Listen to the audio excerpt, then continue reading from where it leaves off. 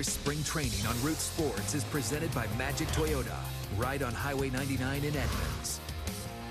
Just over a week now until the Mariners leave the desert and open the regular season at Safeco Field. Tonight, though, it's Cactus League action against the Milwaukee Brewers. Seattle will play this one under the lights in Peoria tonight. Also marks the return for some of the Mariners regulars to the lineup as they continue to heal from injuries. Names like that guy and Robinson Cano.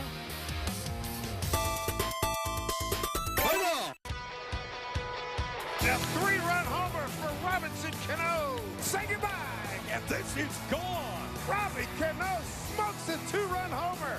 Cano with a stab. Tackable play. Good job. And yes, sir! What a play! Good evening, everyone, and welcome to Mariners Baseball. Yes, you cannot wait to get Robinson Cano back. No doubt about that. I'm Angie Bentink, along with our baseball analyst, Ryan Roland-Smith, and we are getting closer to opening day. Just 1 week from tomorrow, Ryan. Hey, I'm ready. These shots of the desert are great, but come on, let's get these guys up. These games have got to start counting, right? Exactly. They're rubbing it in a little bit, too. Get back up here to the cold and the rain and start playing baseball. Hey, it's been nice lately. It has been. Can't complain. Here is a look at the Mariners lineup tonight. It once again features D. Gordon leading off, but for the first time in over a week, it includes Robinson Cano and Ichiro, who we just saw. Cano will be the DH. Andrew Romine is also back at shortstop. Ryan Healy gets the start at first base. Now, for more on the return to the lineup of the injured stars, we take you to Peoria and connect with Dave Sims and Mike Flowers. Well, you know, Mike, some good news here from camp as guys are starting to get healthy. We're talking about Cano, Cruz, Ichiro, Romine. Boy, the list got pretty big there. Nice to see some of these guys back in the lineup tonight. It is, and it's going to be important. Look, tomorrow is a week from opening day, so you have to get these guys some at-bats.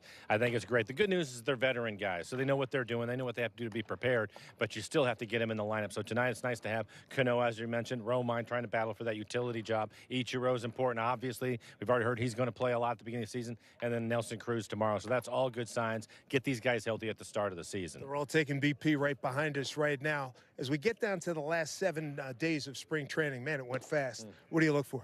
Well, I think, again, it has to be the health. It's been that kind of spring for these guys, but now their guys are back in the lineup, so just ease them through this next week, get them ready to go. Then, of course, Felix. Felix had his first outing the other day through 38 pitches, looked really good, went 3 innings. They're trying to ramp him up to get him ready for opening day, so he's going to have another outing on Saturday. Fingers crossed that goes well because he's so important to this team. Absolutely. That's a story. Improving health. It's great news down here in Peoria.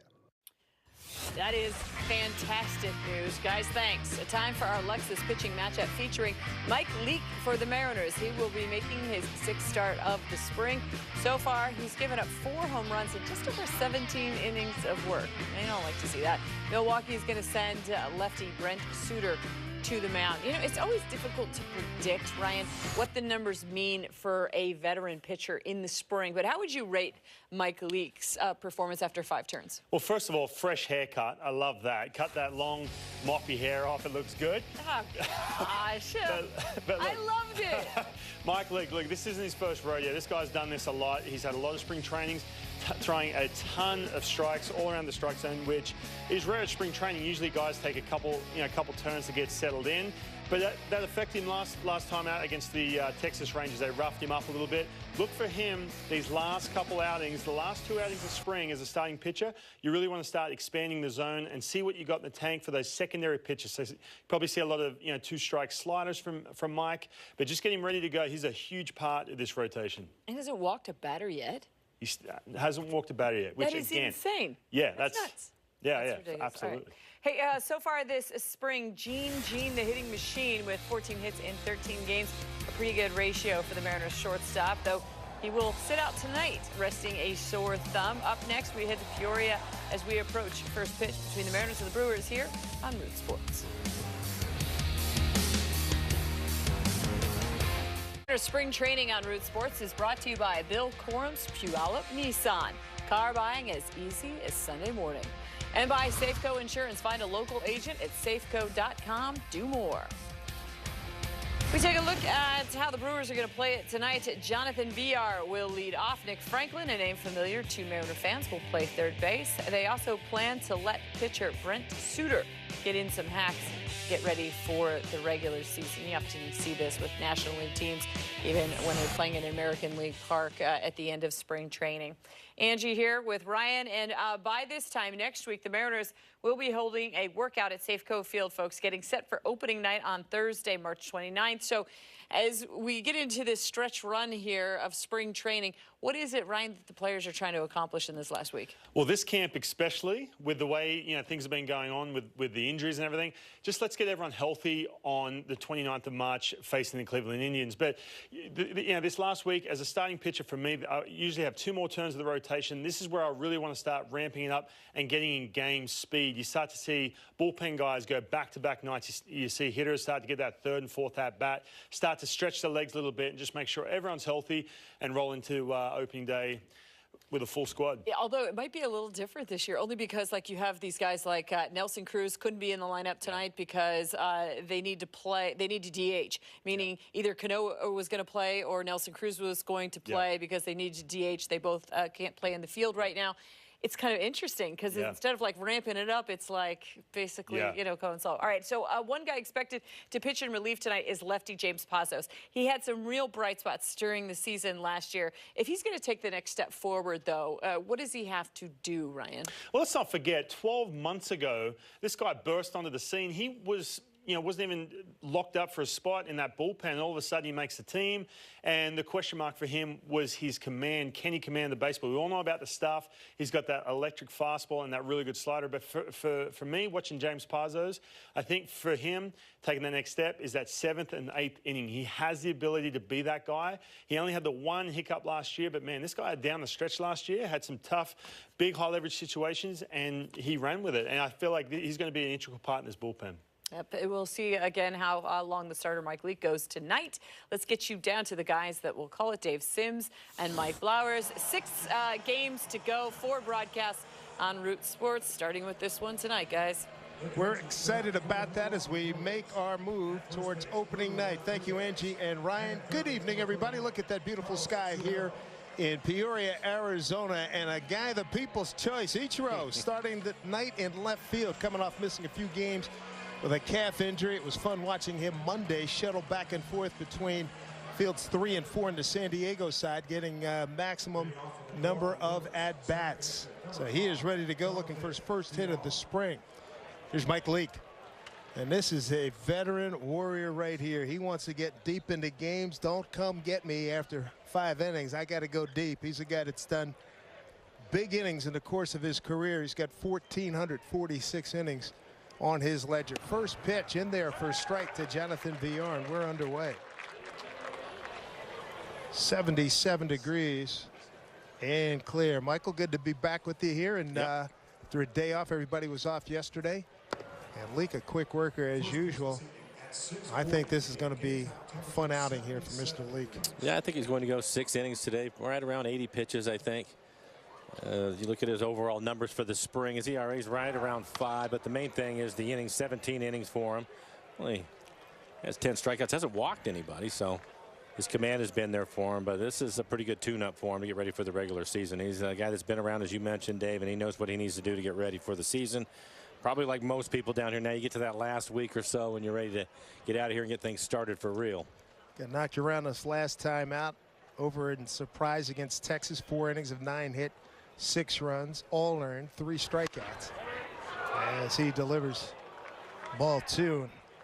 Talking to Mel Stoudemire today, he was relating how they wanted to take him out after the 3rd inning. He said, listen, I told you before the game, my body's not feeling good, so it could be ugly out here.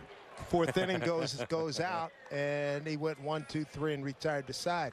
But his deal is, as he told us after his first start, he wants to get deep in games. Yep. He's got old school mentality, wants to go 6, 7 innings every time out. 3-2 pitch, he walks Villar. And the Brewers have a base runner. Brewers come in 16-17-2. The Mariners 11-14-1. There's a brain trust for the Mariners. Got Scott Brocious, Pete Harnish over there, the skipper Scott Service. Here's Orlando Arcia. 310 batting average this spring, shortstop.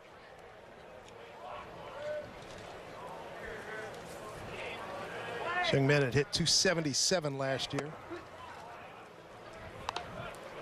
Home plate umpire tonight is Scott Barry. Mark Rippiger has first base. Gabe Morales at second. Stu Sherwater at third. They'll probably rotate a few times during the course of the game, as they usually do in spring training. 1-0 pitch.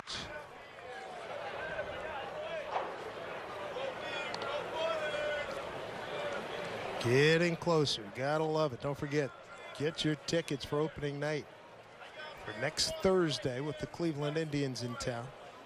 Friday a day off, and then finish up the series Saturday and Sunday.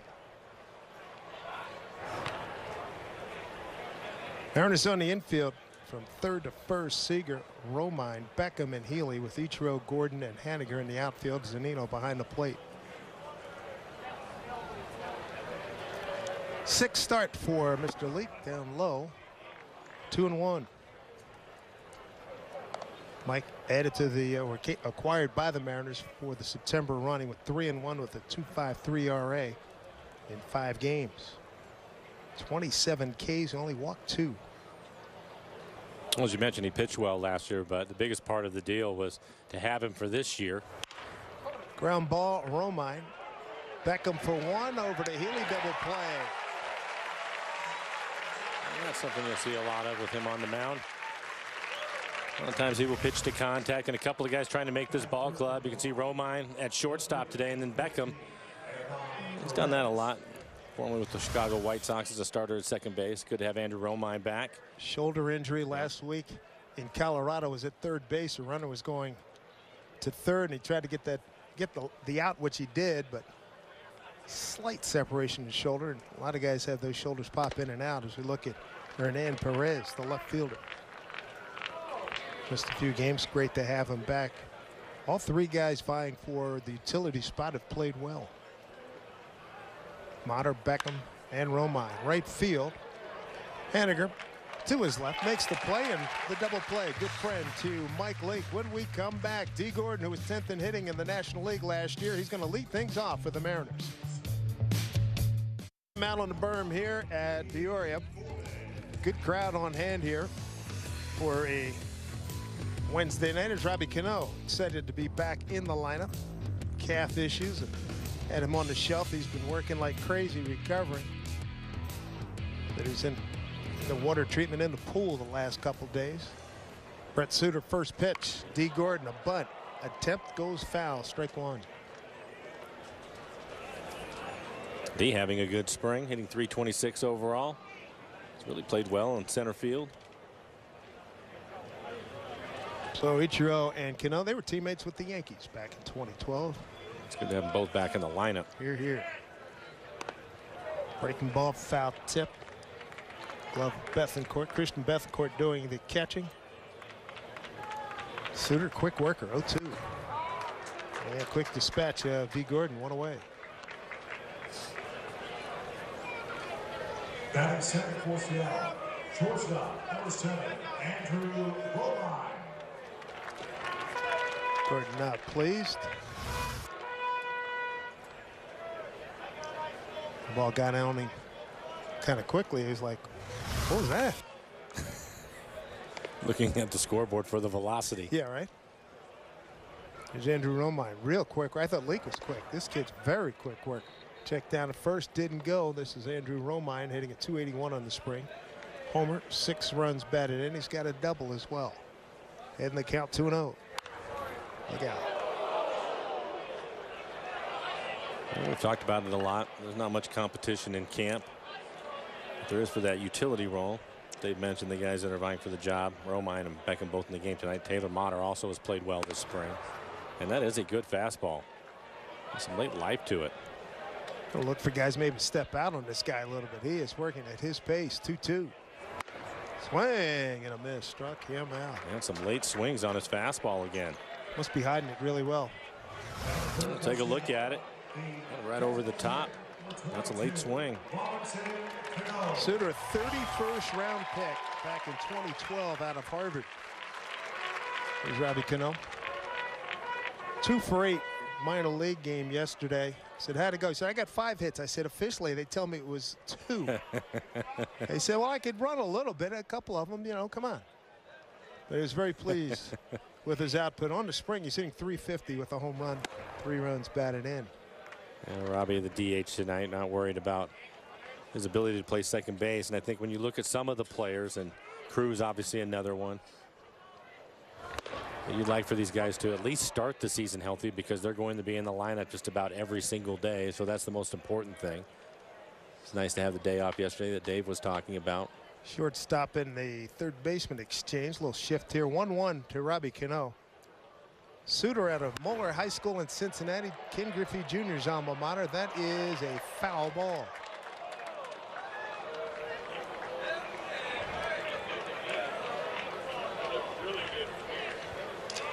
Last I heard, Jr. was in the zip code. Haven't seen him yet or heard him, but there has been reports of sightings.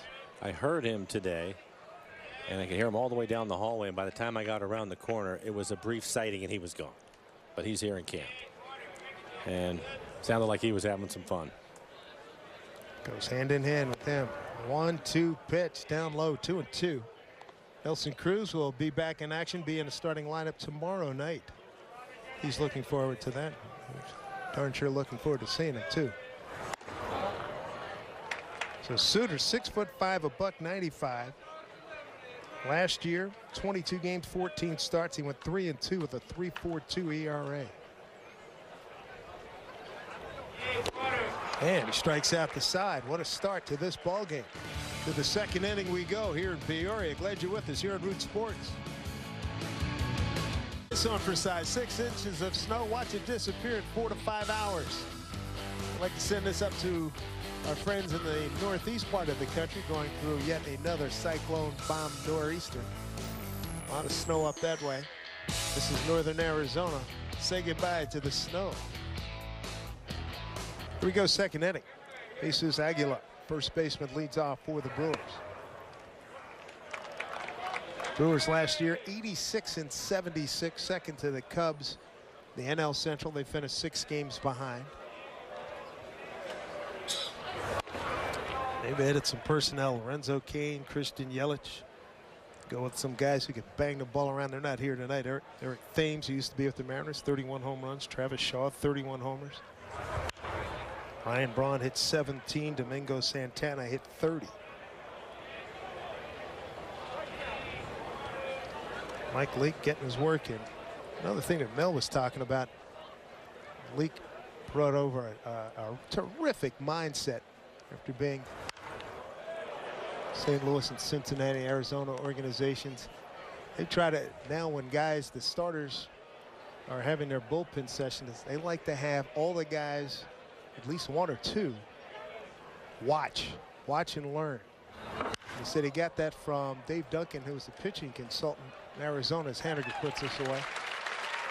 And it's really, Mel said, it's really, in terms of camaraderie of the unit, the starting rotation, it's been very beneficial. Well, especially when you have some of the younger starters watching a guy that knows what he's doing. Take a look at Mel and Scott's service. He's doing a pretty good job here early on, mixing it up, using his curveball, a slider to go along with the fastball. Looks like he wants to pitch inside with the fastball a little bit more. There's Brett Phillips. Those of you of a certain age will love his middle name, Brett Maverick Phillips. Maverick, the great TV show, late 50s out of Warner Brothers, and it was James Garner played that lead role for so many years. But I'm going through the notes. I was like, Brett Maverick Phillips. Wow, that's pretty cool. That is pretty cool. Kevin Kremer back in Seattle saying right now, don't forget that James Garner was an Okie from Oklahoma. So I got it in, Colonel.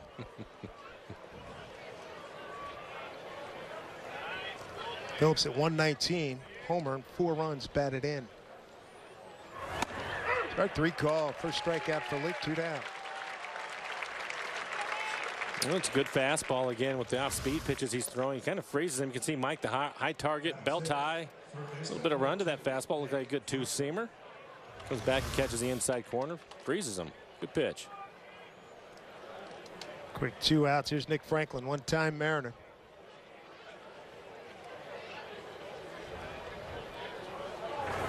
Second tour of duty with Milwaukee. Began last year, played 53 games for the Brewers. Then we saw him in Anaheim, played 13 games there. First round pick in 09, the Mariners, 27th pick overall. And after the Mariners, he did 3 seasons in Tampa Bay.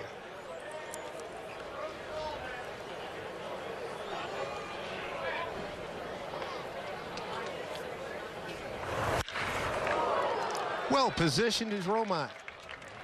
Throws him out in a very neat, tidy 1-2-3 second inning by Mike Leake.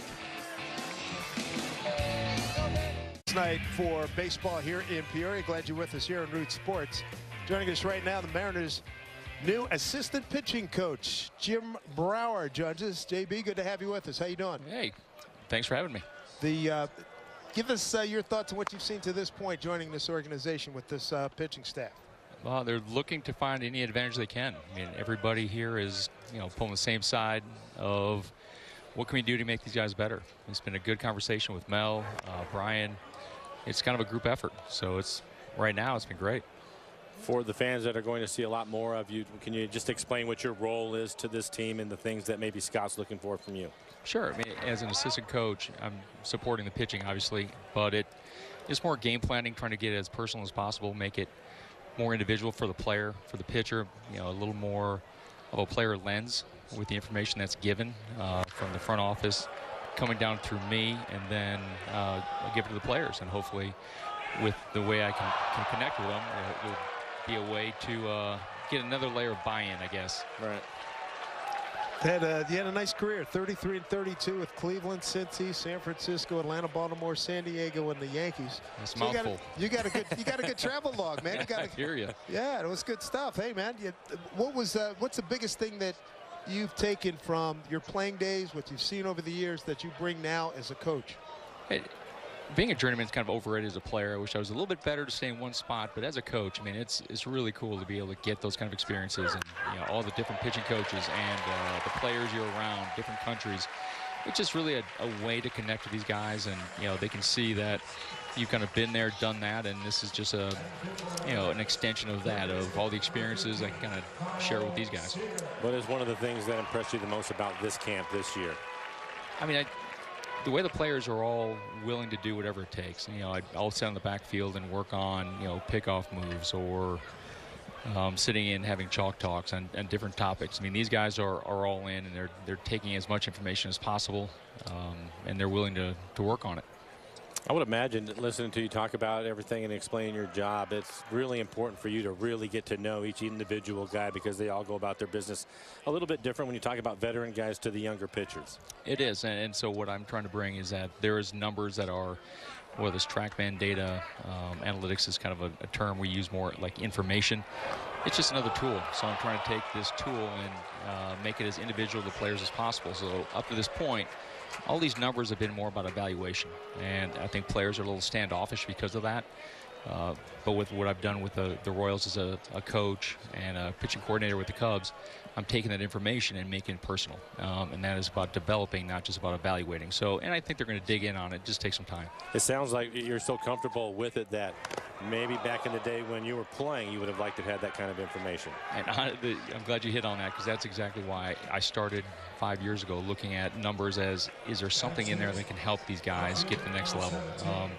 Maybe it's a guy that, man, I could have used just something in my career to help me get me over that top.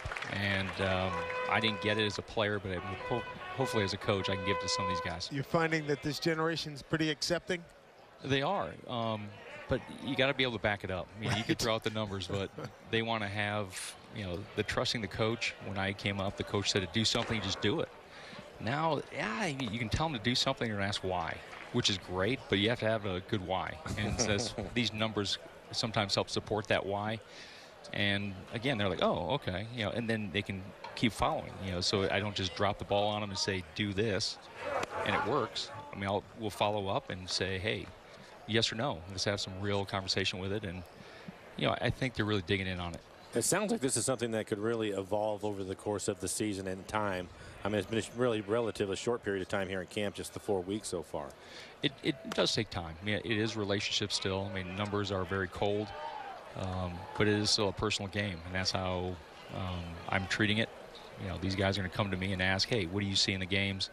I'm not really going to them yet, because that's, you know, you don't want to force feed this on anybody, because then the wall will go up. You start talking spin rate, I'm telling you, they just go, what does that even mean? I don't want to hear about it. So you take a step back, and, you know, it'll happen. It just takes some time, and we've had some really cool gains just here in spring, and it's just going to get better. You don't want those eyes glazing over, not at all. No, you can see it too. That deer headlight look. I'll bet. Once that happens, we'll get you tomorrow. Yeah, right. Yeah. Hey, tell me about your relationship blending in with Mel, and how far you guys go back a few years at all? I don't. I mean, I know of Mel, of course, him and the family. I mean, they're a staple in this game. But no, what he does is the way he connects with the players. I mean, it's not a, you know, it might be numbers is kind of more my niche, but the way he connects with these guys, and, you know, the way he looks at video, and the way that he's able to tell me, like, this guy can handle more, this guy can handle a little bit less, and that's how we can get kind of quicker buy-in, because I'm a little more on the let's just throw it out there and let's see what that sticks.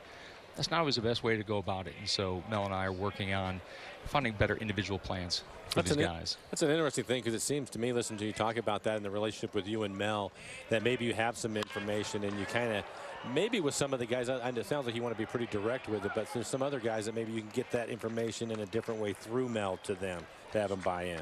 And that's what it is, whether it's myself, Brian in the bullpen, Mel with the starters especially. I mean, once they build these relationships, I'm here to help, you know, try to give some extra information, another layer for them. If they see something like, hey, Jim, you know, I'm trying to get this guy to have a little bit better of a breaking ball. Is there any numbers that can kind of support that? Same thing in the bullpen. And so what I do is I'll kind of dig in and look, and I'll give him the information, and he'll try to find the right time to make that work. Here's Zunino killing one up on the berm. 2-0 Mariners. My goodness. Very nice. He hit one Monday in the minor league game against San Diego. That was a bomb, and this was an absolute screaming 5-iron. Wow. 2-0 Seattle. Hey, Jimmy, thanks a lot, man. Good to have you aboard here. All right, guys. Thank you. All right, take care. Wow. That is how you crush a fastball. My goodness. It's rare that he hits a cheap one, and as Dave mentioned, a screaming line drive out into left center field. He knew it. That's his third home run of the spring, and having a good spring. Started off a little bit slow, but he's really picked things up, hitting over 300. And again, his third home run. There's Gordon Beckham having an outstanding spring, hitting 366, a homer and an RBI. Mike, the other day, so I was here Monday and watched Felix and Paxton went back and forth. Zunino hit a ball that, and there was a crowd of maybe 40, 50 people. And it felt like back in the old American Legion days, you're right on the backstop. That's what it is, and too. He hit one over the scoreboard right. It would be the equivalent of hitting it up in a light tower. Oh, my goodness. When we talked to him, I think it was about a week ago or so, and he had a particularly good game. I think he hit it over the pavilion out and left. And I asked him, I said, do you think with him and Nelson, if anybody could hit one out of Safeco? And he thinks it's going to happen one day. Well, don't forget, last year he hit one 4 rows from the top, upper tank last year. 2-0 Mariners on the home run by Mike Zunino, and he's got the home run ball. Lucky fan. All right, maybe Mike will autograph it for you down the road. 2-0 Seattle. Leading off, and we're pleased to have good buddy John McLaren with us, longtime manager, employee as a manager and coach. As we look at Mike Zunino, just hit his 3rd home run. Johnny Mac, good to see you. How are you? Good to see you, Dave. Good to see you, Mike. You too, man. Been a while. It has been a while. What's your handicap like these days? Oh, it's getting better. It had a ways to go, but I've been working at it. And, you know, you live in Arizona, you don't play golf, there's something wrong. So I enjoy going out with the boys and whacking it. I think the last time that we spoke, you were kind of traveling all over the place. You still doing that? What are you up to these days? I am. I've been doing this China baseball since 2011, and they called, and they've had vision. They just had any money, and now they've got some backers, and they're going to put an independent league team in Grand Prairie, Texas, and they want me to run everything. And I've been to China twice in the last month, and you know, I enjoy traveling the world, spreading the word about baseball. Always have been to Italy, Germany, Holland, Nicaragua, Venezuela. I know you've been everywhere. Yeah, and I enjoy that part of the game and to promote our game. And you know, I went to Ireland last year and did a clinic, and the year before I went to Belarus, and I didn't know where Belarus was. And you know, for some people that want to play our game, and they're so isolated, it's kind of a neat thing. And like I said, I just like to spread the word. And you know, I'm at the stage of my life and career that it's kind of like me giving back a little bit. And good for you. It's kind of it's really what, you know, how I want to end up things is, you know, to do this. So John, let me ask you this: what's it like in terms of language with the Chinese, and also give me an idea of their fervor for the game? What's it like? They are just like Korea and Japan, and those things are intelligent. They're dedicated. They're so respectful. And the difference is their lack of playing games, lack of exposure to the game, and they're not very strong. So they don't throw very hard. There's a lot of things they don't believe in. They don't believe in recovery time, so you never build the arm up. You're always breaking it down. So we're in the process of trying to put a system in place to move this really dramatically forward, you know, starting now. And so they're going to send 30 players to Grand Prairie, Texas. And I got a great coaching staff. I got Garth Orge, played in the big leagues. Yeah. Got Garth Orge. I got Larry Hardy, who was pitching coach, bullpen coach of the Rangers. And I got Jimmy Johnson, who was hitting coordinator in the minor leagues for Rockies for several years, managed AAA. And we're excited about it. Like I said, we're probably going to be overmatched, and we know that. But they had to make a statement. And that's a nice play right there. Don't get Suda, who runs well. Looks like Dan Wilson back there moving around. I just saw Dan the man, and we had a really nice. You know, this was really nice, the Mariners, to have this alumni night and seeing Latch and Alvin Davis and big group, great group. Yeah, I mean, now, you guys, for the most part, you guys are all local, right? For the most part. Yes. Yeah. Yes. And even though you do live here, sometimes you just don't cross paths. Right. You know, I mean, Kenny Phelps, the only time I see him is at a baseball function, and he lives out here, and he's a wonderful man. And no, it was great seeing everybody, and you know, Kevin Mather and Randy. It was first class all the way, and I really appreciated it. Yeah, it's a nice thing. It's a nice thing to see some of the guys on the field before the game, and they had all your names up on the scoreboard. It's a good thing. Hey, one thing I wanted to ask you about the Chinese: do they feel left out in the Asian theater, given that Japan and Taiwan and Korea all play baseball, and they're the biggest country in the world, and they don't play it? Yeah, you know, Dave, they have great athletes over there, and that's one thing I'm looking forward to. In August, we're going to Indonesia for the Asian Games, and I'll get to experience that, you know, the basketball, the track and field. And so we've actually started recruiting different sports to come over and play baseball.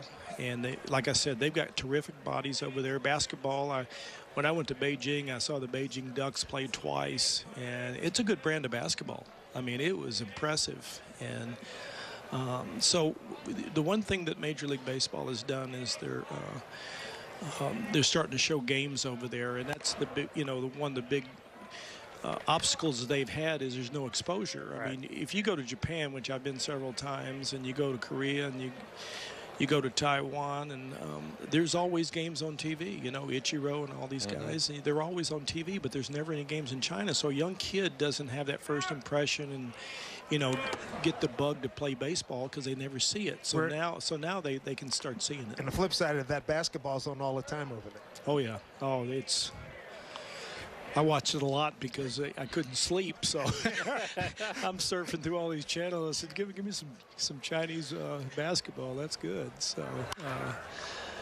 what do you think of Ichiro coming back? I think it's cool. You know, that's a fair ball. Oh no, he waved it off foul. That from here, it looked like that was a fair ball, and it was. Okay. You know, I've seen Ichiro the last 2 years. I was coaching in Philadelphia, and I would talk to him, and I asked him one day. I said, "Do you think you want to manage?" He says, "No." I said, "Why not?" He says, "Too much media." So, oh boy, you know, and man, you know, I always told him, I said, you know what, you know, me talking personally, I said, I can see you maybe saying goodbye in Japan or in Seattle. So here we are. Well, you nailed it. So, the thing about him, you know, he wants to play the rest of his life. I mean, this is what he's all about, is just, you know, if you didn't see the gray hair, the salt and pepper in his hair, his body looks the same. And of course, we know he can't play every day. He doesn't expect to play every day. But I think, you know, as an extra guy, personally, I think having a veteran guy is a good call. A guy that can pinch hit, you know, and you know, when you ask a young kid to pinch hit, it's asking a lot, you know, because they're trying to get their feet on the ground in the major leagues, and you know, you're pinching it when the game on the line, and when you get somebody like Ichiro who's been there and done it so many times, over his head, he's used to all that kind of stuff. So I think he'd be a good fit for the Mariners, and you know, I still follow the Mariners, except when whatever team I'm on playing them, I pull for them. You know, it's such a great place, got so much history up there, and it's been a long time. And you know, when I looked through the alumni in there, and I saw Woody Woodworth and Lee Pellicudis, and you know, it took me back the days in the Kingdom. Yeah. And, I can tell you what, you could almost count the fans when we first got there in '93. I mean, you know, you'd be sitting there and you go 1, 2, 3. I mean, they're just, you know. I was there with you. But yeah, but now, you know, I'm gonna tell Mike Blauer's story here, Dave. It's okay. Mike comes to spring training, and he's got a first baseman's glove, he's got a third baseman's glove, he's got an outfielder's glove, got an extra catching gear. He had everything. He was ready to go. And I think we hit 30 home runs, right, Mike? So next spring, I said, Mike, do you have your catching gear? He said, no, we don't do that anymore. It served its purpose, Matt. Yeah. But, you know, those, you know, I'm nostalgic. I look back on those days, and just wonderful memories, and, you know, the fans and how we got the stadium, and nice stroke. Wow. That was Arcia. Tie the game up 2-2. Oh, good throw. Oh, wow. Heck of a throw to get it.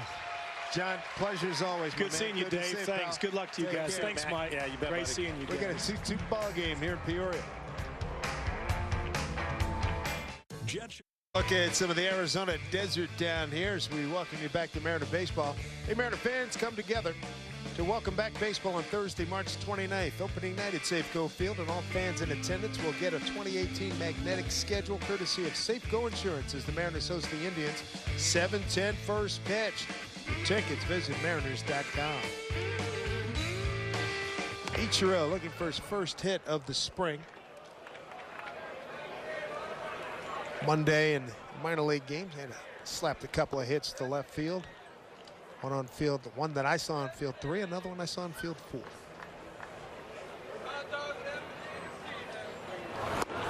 You mentioned it earlier with Robbie doing the same thing. I believe it was yesterday and the day before. 8 at-bats and a couple of hits for him. They might do a little more of that this last week of spring training just to try to slow the game down a little bit. Ichiro fooled badly there.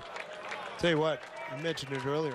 First inning, Brent Suter is some kind of sneaky fast. It's his 4th strikeout. Struck out the side to open up the ballgame. And watching him run the bases, looks like a pretty good athlete all the way around. Well, if he played at Moeller, where Junior came from, and they produced many a D1 athlete, not surprised. Kid out of from Moeller in Cincinnati to Harvard University. Up the middle, base hit. D. Gordon's aboard.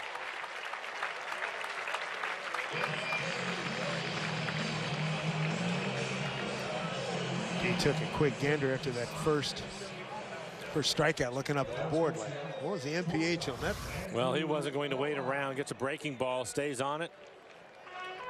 Infielders, as you probably know or could guess, have to shorten up. takes away some of their range, and he'll pick up a base hit back up the middle. Here's Romine. Sooners already picked off one Mariner. He got Ryan Healy after Healy led off the second with a base hit to left.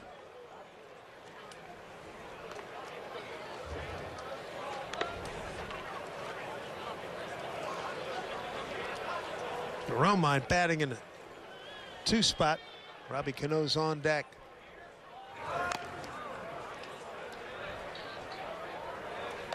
Fun talking to Romine about 10 days ago when we telecast after he got out of the game late in the season, last September 30th, for the Tigers. Played all 9 positions. Got a hold. It's been great this spring, I think. One, being able to bring all these guys to you and to talk to them in the dugout. Some of them actually going to talk some of them before they actually go into the game, which is kind of neat. But as a collective group, they've been exceptional this year in the way that they've handled everything and the way they've answered. And he was a lot of fun having him on. 9 for 32 entering tonight's game.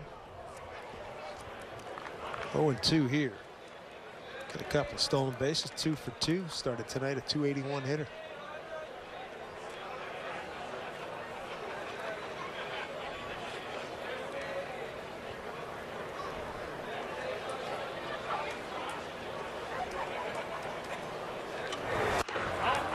His dad Kevin, a major leaguer with the Red Sox. His brother Austin with the Yankees. He's a catcher.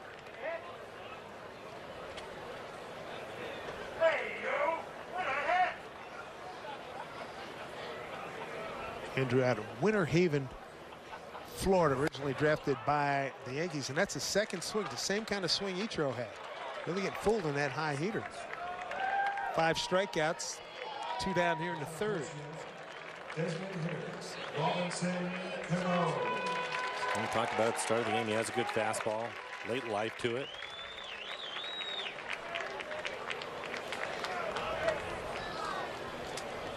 Suter 6'5". What a way he tucks, trying to pick that ball up. It's got it clearly not easy. Seen it real well out of his hand. Well, the way his fastball jumping through the strike zone, all the late swings we've seen. Somebody's going to go look and check out some spin rate. And a lot of carry to it, a lot of life. Mark that down, everybody. At 7:23, Mike Blowers went there, talking spin rate. Atta baby. Opening day, getting close. Yeah. 0-2.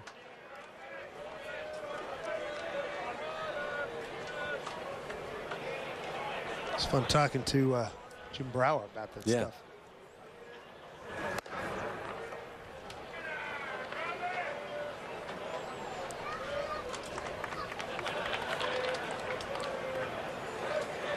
Cano coming off a hamstring issue.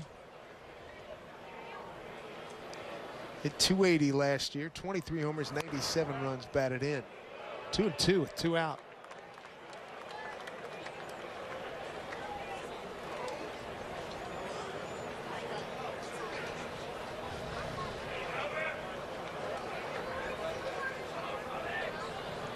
Two-two pitch. Slapped the other way, went with the pitch very nicely. Couple of men aboard with 2 outs.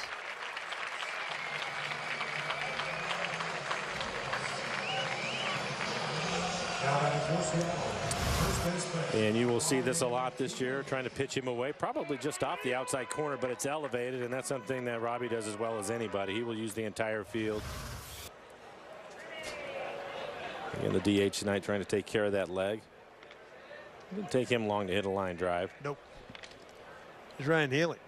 Base hit left center field last time up.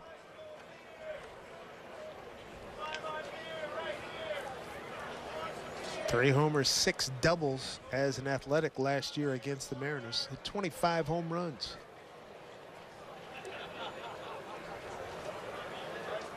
Chance to be a really, really good addition to this lineup in terms of lengthening the lineup up. Next tomorrow night we'll have Nelson Cruz back in there. Get us even closer to what the opening night lineup will look like.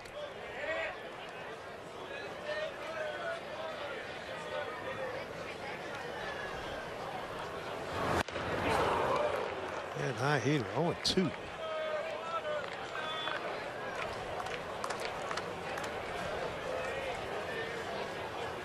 D. Gordon, he's at second base. Cano at first. Really trying to get out of an 0-2 hole. 2 outs in a 2-2 ball game. Zunino, 2-run homer. A laser shot, left center field, second inning, and then RBIs by VR and Arcia in the third for Milwaukee to tie it. Goes the other way, fought it off. There's that high pitch. Well, I wouldn't be surprised if he tries to elevate the fastball a little bit more. He's got a pretty good slider that he can bury too. Bury it in the dirt. Let's see what he decides to do. Second baseman just to the third base side. Big hole on the right side for Healy. Time called. Here's how Milwaukee's lined up.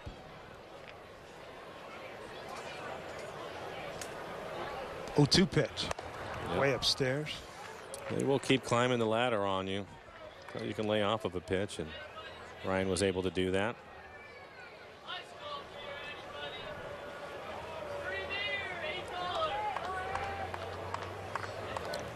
Suter's got a total of 16 regular season starts under his belt. 1-2 pitch. Did he go?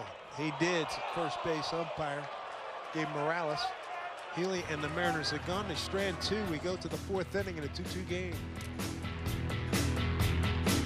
The family be on the berm. Lots of them out there on a very comfortable night here in Peoria.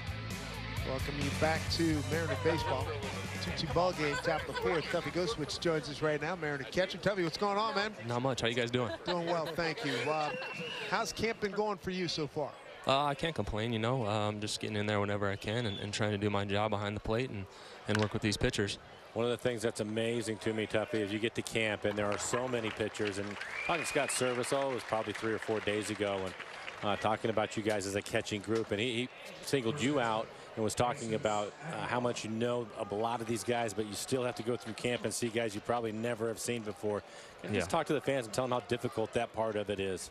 Honestly, I think for the catchers, I think that's the hardest part, because we get some of these guys that we've never seen before. Maybe we've faced them, or maybe we've seen them on TV, but other than that, we really have no idea. And then you got to get to know them on a personal level, because you know, how they tick is the way that we can get them back on track if they're off track, or if something's going wrong. Then you know, that we got to know those things about them. So a lot of time we spend, you know, off the field together, getting to know these guys. That's what I was going to say. We do some dinners, do some golf. Yeah, absolutely. I mean, we didn't do any golf this year, but I don't get to golf much anymore with two toddlers. Understood. But yeah, I used to golf. Hey, what are your thoughts, and how do you think it's going to affect the game? Part of your job, and you just mentioned this, why I thought about it, was trying to get these guys back on track, but going to be limited with visits. How is that going to affect your job?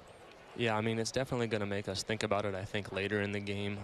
We're going to try to, you know, not use a ton early in the game, because later in the game we might need to use a few more, depending on the situation. But, you know, Skip told us not to worry about it and just go about our game and try to work with these pitchers. And if we think we need to go out there and do something, then go ahead and go out there and do it. But, you know, I think a couple nights ago we were in Oakland and we used all 6. And, you know, it was something I had to think about. I came in the 7th, and we only had 1 left. So it's something you definitely have to worry about late in the game if you don't have many left. I'm curious, all you catchers become managers at some point in your careers. Is it as a catcher here in camp, is it a plus or a minus that the guy is the manager of your club was also a catcher and played for a long time? You know, I think that's probably a question for each catcher who plays for a catcher. But, you know, it's great for us here. He's got a lot of knowledge, and he's very good about letting us know about things we can do better, and he goes about it in a great way. What's it like being in your home area here, having played at Arizona State? Yeah, it's beautiful. You know, spring training in Arizona. I had 7 spring trainings in Florida after I got drafted with the Phillies. So my last 6 have been in Arizona, and it's nice to stay home for an extra month. How good is the bullpen going to be? I really like the bullpen. I mean, Nicasio is a huge get for us. Eddie Diaz has looked really good. Nick Vincent has been Nick Vincent all spring. Dan Altavilla looks like he's turned the corner. Danny Altavilla looks like a different guy to me. Yeah. How so? I think he's very confident in what he's doing now, and I think he's got trust in his slider, and I think that makes a big difference for him because now he's truly feels like he can throw a fastball or slider in any count, make him a lot less predictable. You know, he does throw 99, 100 miles an hour, but at the same time, if a major league hitter goes up there and he knows that he only has to look for a fastball, these guys can hit it. Well, that slider, we've seen it when he's had some nights where it is just ridiculous. Yeah, it can be electric, that's Yes, for sure. indeed. It's about 90 miles an hour, too, so Yeah. it's a lot of guys' fastballs. Amen.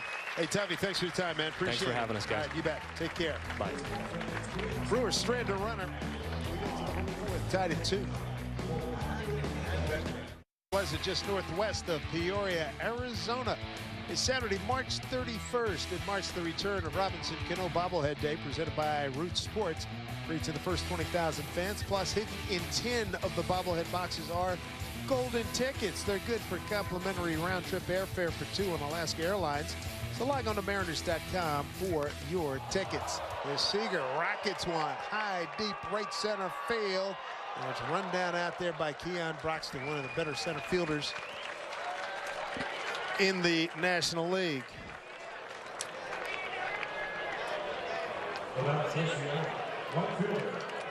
We got a guest entering the booth here. Mariners Hall of Famer, greatest Mariner of them all, Ken Griffey Jr. Where you been? How you been? I texted you and you said, you come to spring training? I get, yeah. I was like, what is that? I got 3 kids. You're not going to lock him down. I mean, he's not going to give you a day and a time. Oh, well, you got here. That's all that matters. No. Good to see you. Thanks. How are you guys? Doing well. No, boys look great. Good to see you guys. Yeah, they drive me crazy. They love it, though. Come on. What? I come to spring training so I can feed them. It looks like that's happening. Oh, it's working, paying off. What else you been up to lately? Nothing. I mean, Taryn graduates in May, so congratulations, U of A, University of Arizona. So she's out. She'll be out of the. Well, she'll be back moving in the house. Then little guy will be out in a couple years. So we're. Wow. Yeah. That's tripping right there. And then I move out because I know that all that attention starts going from the kids to the husband. I don't want to be part of that. I just want to play a little golf. 2 and 2. Ken Griffey Jr. with us. Outside of the golf and coming by to entertain us, what else are you doing while you're here in Arizona? Actually, nothing. I just came to spring training. Yeah. You know, Tevin's on spring break, so he hasn't really seen spring training. You know, he was young when I retired, so he's been like, this is what you do all day. After for years, you told him how hard you were working. Oh. So I'd be asleep. I tell him I come home and take a nap. He'd be like, really? He'd be like, yeah, you got a lot of energy. I don't have that energy. Yeah. You going to make any trips to Seattle this summer? 4 times. 4 times. Yeah. Nice. I'm not making it the first one. I'll probably come in on the second one just because you guys have a day off.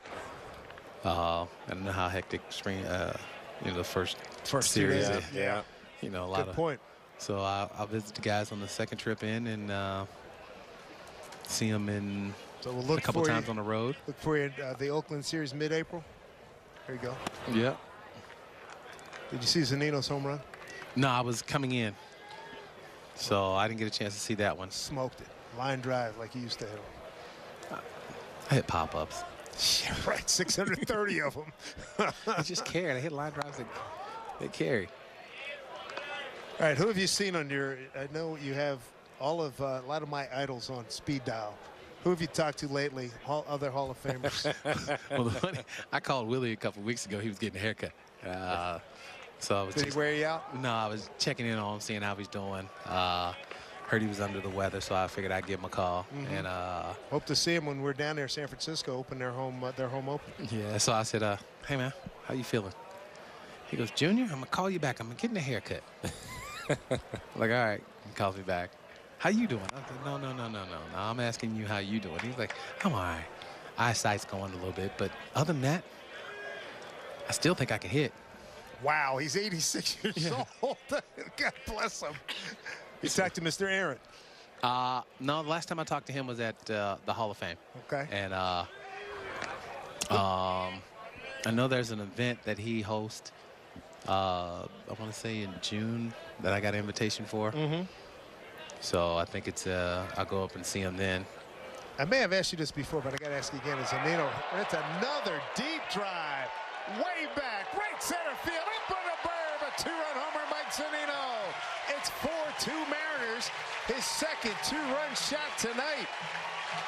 Mike Z with 4 home runs. Have a night, big fella.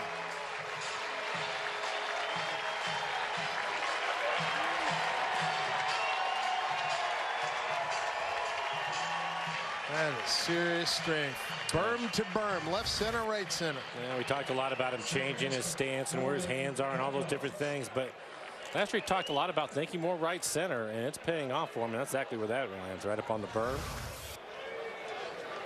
But you're Ken Griffey Jr. with us. I wanted to ask you this: when the last couple of years, when you go up to the Hall of Fame and you see all the fellas, who is it you're most excited to see that maybe you haven't seen in a while? Somebody you catch up with. The Hall of Famers. 'Cause I love it when you guys come out, when they introduce all you guys. That is awesome. Well, in the back is a hoop, because these guys can only imagine being there jockeying for position. Then, right? then they find out where they're sitting, and then they complain about that. You know, why do I got to sit in front? Did you get a chance to see any of the alumni that are here tonight? Alvin and all those guys? I saw Alvin earlier today, and I saw McLaren and Renee Lashman. So I got a chance to say hi to those guys. But I was over there talking to the kids. What was funny is Zunino, right before the game, goes, "Hey," I go, "Nice socks. You got to get on him about his socks." You know, I've done a lot of things in my career. Never wore my own picture on my socks. And he did it. Now he got 4 RBI. I might have missed something there. He got 4 ribbies and I might have missed something. Now, were you just walking around holding court today? Because I happened to walk in from the complex and back. I walked in one door. I couldn't see you, but I could hear you. And the minute I came around the corner, doors were closing and you were gone. But everybody could hear you walking through the place. It's like a tidal wave going through there. No, it wasn't me. Yeah, right. Yeah. Just saying hello to the nice people of the stadium. Yeah, there you go. No, I went looking for you. You know what? I ended up finding Roger Hansen instead. And I asked Roger, and he said, you know what, he's called me a bunch of times, but I haven't seen him. No, he hadn't seen me. No, I've called him a couple times to make sure he was all right. It's one of my favorite pictures that they have in the offices here is you and Roger in the dugout way back in the day, and then some of the pranks that you would play on him. Well, yeah, we used to get a laugh about all that. When you're roommates. Yeah. You know, I'd call my mom, and he used to say, that's enough. Mrs. Griffey, he's going to call you tomorrow. We're going to go to bed.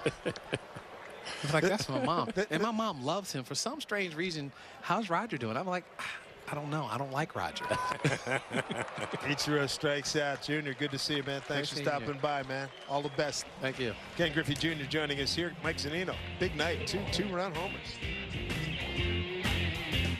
Welcome back. The Mariners lead it 4-2. Basically, Mike Zunino is single-handedly beating the Brewers right now. A couple of 2-run home runs.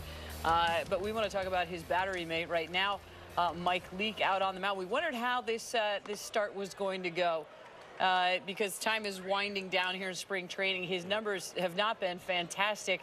But with a veteran like Mike Leake, Ryan, it's not all about the numbers, is it? No, it's not. And what we saw early in camp with Mike Leake, a lot of strikes. Still hasn't walked a guy. We talked about that in the pregame.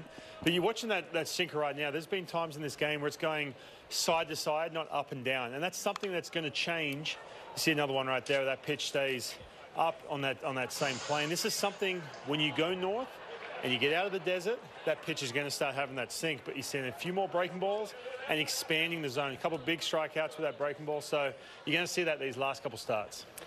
To Ryan's point, Mike Blowers, he hadn't walked a batter until tonight. He walks his first one, but it's not necessarily that this guy is in the zone, and that's why he was getting hit. What have you seen about Mike Leake tonight that you like that's different from his previous starts? Well, I think for one, I like that he's mixing in his breaking ball more tonight, and he's trying to expand the zone with it. I think that's helped his fastball, especially to the right-handers. He's pitching in a little bit more. I agree with what Ryan was talking about. Once he goes north, you're going to see some depth to his pitches even more. And you talk about him not walking anybody as he picks up a strike out there on another breaking ball. Looked like it was just off the outside corner. That's a quality pitch. I think that early in camp, because he's a strike thrower, he's probably working more to the middle of the plate, and as camp has moved on, he's tried to work towards the edges as opposed to guys that are nibbling a little bit more earlier that maybe are trying to make a team. That's not the case with him, obviously. So I just think that more than anything, he's just starting to get out of the middle of the plate, which is going to help him. And what I like about him the most is how quickly he works. We'll get it back to Dave Sims with news on David Phelps, and it's not good. Not at all, and he is done for the season. Ulnar collateral ligament damage, and he is lost for the season to the Mariners. And that's, the deep bullpen. He was a part of what was looking like a terrifically deep bullpen, and now you take him out, and probably opens the door for Casey Lawrence for sure. It almost cements his spot. Casey's having a terrific spring, but again, you talk about the depth and the need to have all those pitchers, and Phelps was going to be a big part of the bullpen. You're talking about a guy that can be a multiple inning guy. He can pitch at the back end of your bullpen when you need him to. He's been around. He's a veteran guy.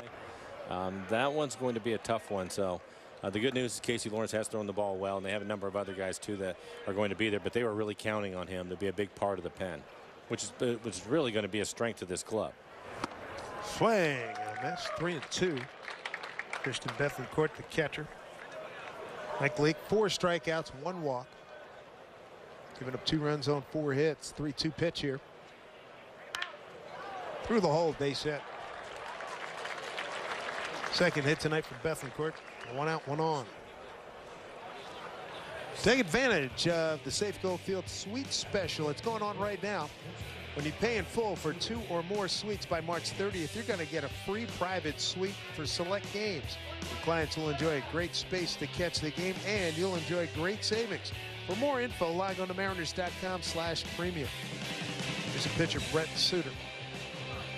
The bunt down, almost bunted into a double play. He's got good speed. He got down the line really well. Seager knows what kind of gum he's got, and he swings the bat and lines it to left. Guillermo Heredia is out there, makes the catch. Pretty good swing. It was. At the top of that order, for Milwaukee, second baseman, Jonathan. Butcher boy, and we don't see that often. And most of the time when you do see this, he's going to bring the bat back, and they're just trying to slap the ball, but he hits a line drive with some authority. Yeah. That's a good swing. My goodness.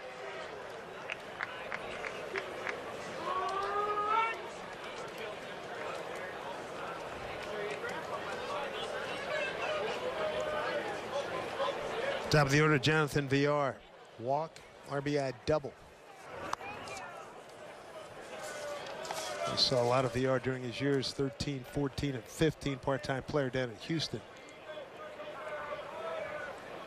241, 11 homers, 40 runs. Batted in last season.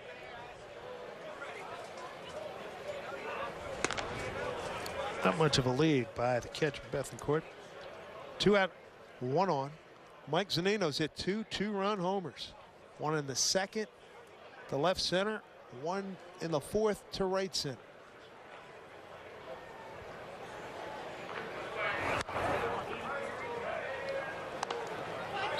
Leak come back here. It's 2-0.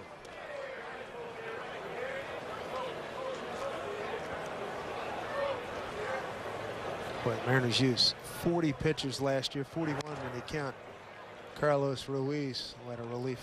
What do you have, 2 relief appearances? I know he had 1, 2, I believe, yeah. Was it 17 starters? There was some good news in talking to Scott Service today, and then again to Mel Stottlemyre. They are extraordinarily pleased with what they're seeing from Hisashi Iwakuma.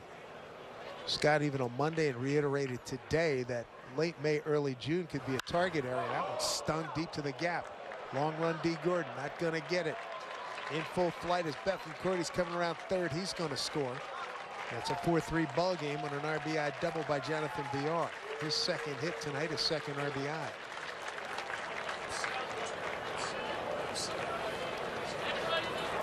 That ball hit hard. You can see shading towards left center field. Solid line drive.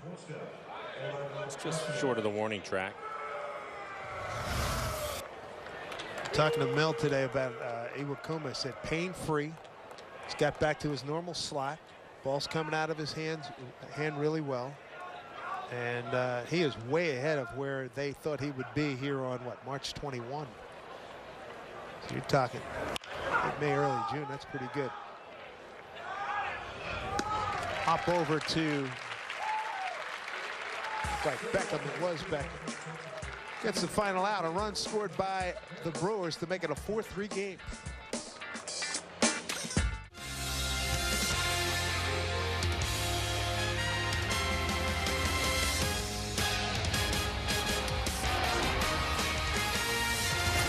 Mariners spring training on Root Sports is presented by Dunn Lumber, building success together. Beautiful night here in Peoria, Arizona's D. Gordon. Down the right field line. He's got extra bases on his mind. Play in front of him. He's digging. He's in there standing. Leadoff double for D. Gordon here in the bottom of the 5th inning. Second hit for D. Got a base hit to center field his first time up. And he's been aggressive his last 2 at-bats. Pitch is right on the inside corner. Hits a line drive, and with his speed, no chance to get him at second base. Good way to start the inning. His second double this spring. Came in hitting .326 here in the Cactus League. Here's Andrew Romine. Couple strikeouts. Brett Suter on the mound. He struck out 7, walked 1. But a beauty. It's a runner over. Well done. Bottom of the 5th is brought to you by Heritage Distilling. BSB Brown Sugar Bourbon. You can't spell baseball without BSB.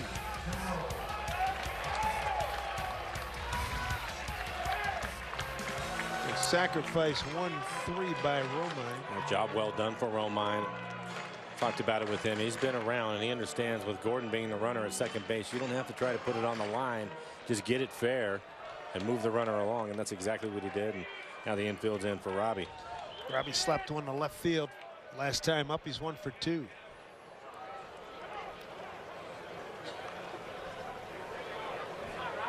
A 4-3 ball game against the Brewers, who come in 16-17-2.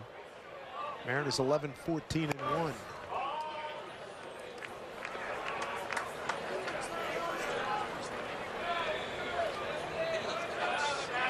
Be on the air tomorrow night. Marco Gonzalez make his start. Be on the air. 6:40 first pitch. 6:30 start time with the pregame show, and then Friday, Mariners play at the White Sox. Casey Lawrence will get the start, and then Saturday against the Cubs, 6:40 start, 6:30 airtime. Felix will start against the Chicago Cubs. And things go right, he's got a real good chance to start that 10th consecutive opening night. 3 innings, 38 pitches in his last outing. Probably try to get him out to that 55-60 pitch mark. Get him ready for the season. Cano walks on 4 pitches. Runners at the corners, 1 out. Second walk issued by Suter. Bring up Ryan Healy. Healy with a base hit to left in the second. 3rd inning, struck out on a 1-2 pitch.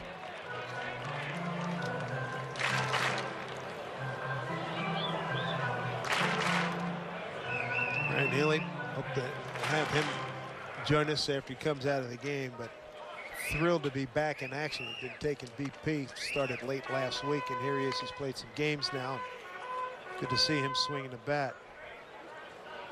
This is the 3rd game for Ryan. And talking to him earlier in spring training, he's in a much better place right now. Just really wanting to get in the lineup. Know it. Strike 1.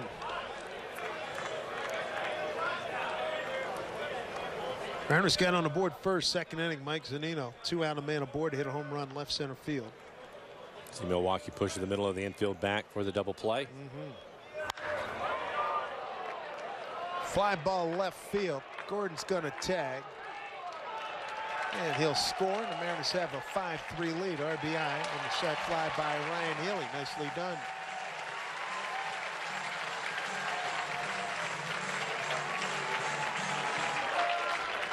Double sacrifice bunt, sacrifice fly. Tried to get a fastball in on his hands. Short swing, though, was able to get the barrel to it. He leaves the batter's box. He knows that's deep enough to score Gordon. Doesn't take much of a fly ball, but that pushed him back to the warning track. Brewers got a couple runs. VR and Arcia, third inning RBIs. And Zunino, 2-run homer in the fourth. And when I looked down and I saw Milwaukee, I almost said Braves. It's been a while since the Braves were there, but that's what I grew up with. The other way, foul, 0-2.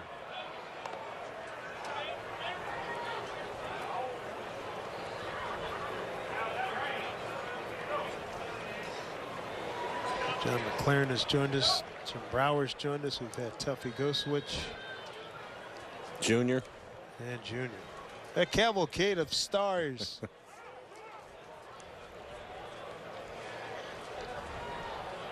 Going to hear from Brian Holman next half inning. And later, Kenny Phelps will join, and I'll talk about that historic night in Oakland, April 20 of 1990 at the Coliseum. Holman got the first 26 men out, then Kenny Phelps happened.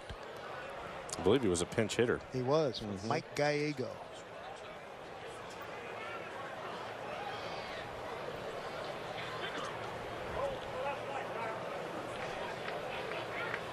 The wild pitch gets Robbie to second. RBI opportunity for Seager. It's hit by a pitch and fly to center. 2-2.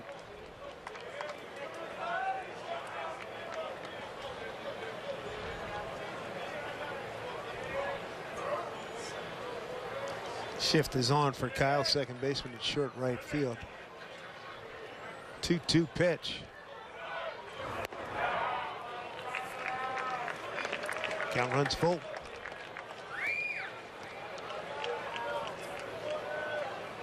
Center fielder, make that the right fielder, Phillips at VR, the second baseman. Aligned almost in an I formation out there.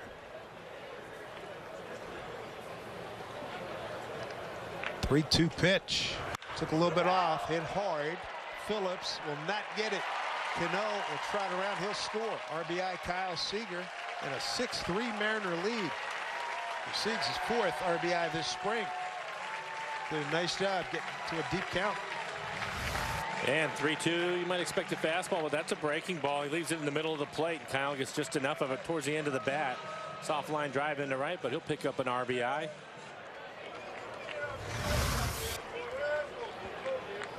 But I like the way Healy's hit the ball tonight, Robbie. Seager. Yeah, a 3-2. Zunino. Yeah. And Nelly's not even playing tonight. He'll be in tomorrow. And Suter, his night done. Good stuff here for the Mariners. They have 6 runs on 7 hits with a 6-3 lead over the Brewers. Offense tonight by the Mariners, a 6-3 lead. Couple home runs by Mike Zunino. This copyrighted telecast is presented by authority of the Seattle Mariners and may not be reproduced or retransmitted in any form. And the accounts and descriptions of this game may not be disseminated without the express written consent of the Seattle Mariners. Beautiful night for baseball here as we get a day closer to opening night. And a familiar face here, Giovanni Gallardo. He's back with the Brewers. Brought to the Mariners last year, had some up and down times. But he's back in familiar territory where he had a lot of success in the beginning stages of his career. Snap throw, Seager just getting back.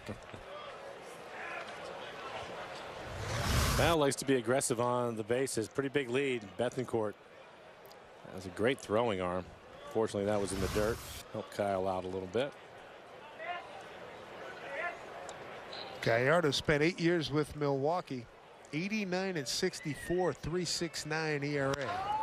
It's hit pretty well off the bat of Haniger, and it's run down by Keon Braxton. RBIs by Healy and Seager in the 5th take the lead to 6-3. When we come back, we'll talk to Brian Holman right after this here at Root Sports. Legendary. As we tell you that Seattle Mariners spring training baseball on Root Sports is brought to you by Magic Toyota, right on Highway 99 in Edmond, by Jet Chevrolet. Shop 24/7 at Jet Chevrolet. And by your Western Washington Honda dealers. Visit your local Honda dealer today. Got the GoPro working big time here out of the Canyon. As Mike Leake soldiers on here. This will be the 6th inning for him. Good for him. And joining us right now, Brian Holman, 5 years in the major leagues, 3 with the Mariners, 89 to 91. Right-hander, good to see you, pal. How are you? I'm doing outstanding. How are you? Doing well, doing well. Nice to be back with the fellas, right? The alumni night. It is a great group of people and good friends and fun stories. Well, what was the biggest lie you heard tonight? Ken Phelps goes, "Hey, you want to go take some batting practice?" That's not right. It wasn't right, was it? Right. That was great, though.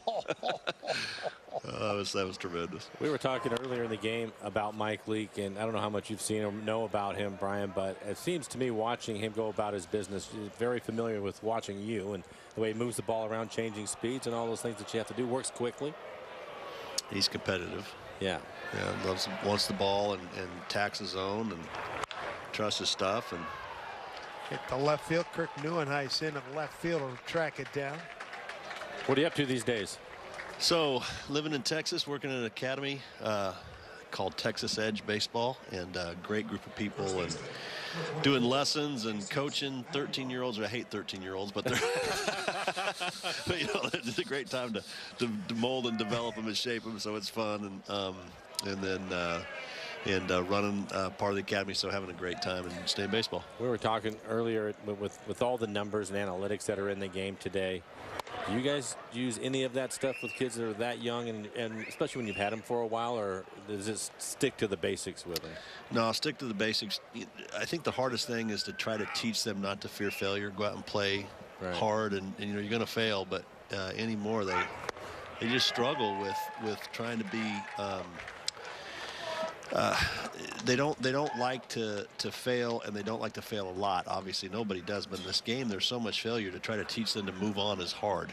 Go to the next thing, go to the next thing. Don't let it fester. That's tough.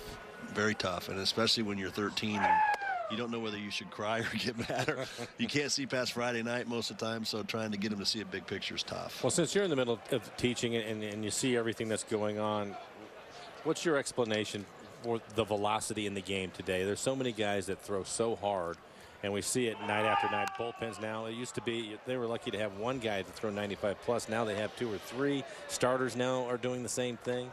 Why is that? Well, you hit around the head. Back in our day, we had Nolan Ryan and Clemens and Randy Johnson. Those a few that threw hard. But today, everybody throws hard, and I think part of it's training, and they start earlier. You know, they focus on baseball more, or one sport. I can't say the radar guns are different. I think in our day we used the ray guns versus what they use today. So I don't say they're faster, but they read them differently, I think, out of their hand than they did when we were playing. But I think one thing that's hard is that because we're so velocity focused in baseball in general, I think we don't focus as much on teaching kids at a younger age how to pitch, how to command their fastball. And their fastballs, 75% of outs come on fastballs. And so if they can command their fastball and learn to throw a changeup, but by the time they're 14 or 15, they're trying to throw 95 miles an hour, and they have throwers now, not pitchers. So you're saying down and away is still a pretty good pitch? It's a great pitch, yeah. And up and in's a good pitch, too. Yeah. So we spend a lot of time teaching to command, throw both fastballs on both sides of the plate, throwing changeups, and I really frown upon kids throwing breaking balls until they have a driver's license or they can shave, and then once they're strong enough, they can pick it up very fast. But they have to learn to command their fastball. A lot to be said for that. Is that message going industry-wide in terms of youngsters? Well, we hope so. But, you know, I still coach 13-year-olds, and a couple weekends ago we played a team, and the kid probably threw 100 pitches in 5 innings, and 70% were curveballs. And you just shake your head, and you're going, you know, there's kid's not going to last very long. But, you know, they won the game at 13, so that was important. As opposed to its future. Yeah, exactly. You know? Yeah, no, so we try not to be, you know, smart enough about it. But it's true. And so trying to teach them and develop them is difficult, but it's also teaching them to be patient and not try to be more than they are right now. I'm sure some people are wondering what your brother Brad is up to these days. So Brad is the AAA pitching coach with the Washington Nationals. He's in Syracuse. I talk to him every day about pitching, and you know, I try to give him pointers and tell Max Scherzer what to do. Of course, he laughs and we have a good time, but you know, he's a good pitching coach and loves to teach, and has come a long way in the game. Has he been to the facility in Texas? He has not. Unfortunately, cost too much money to get him there. Well, you know, I told him he can't get on my turf.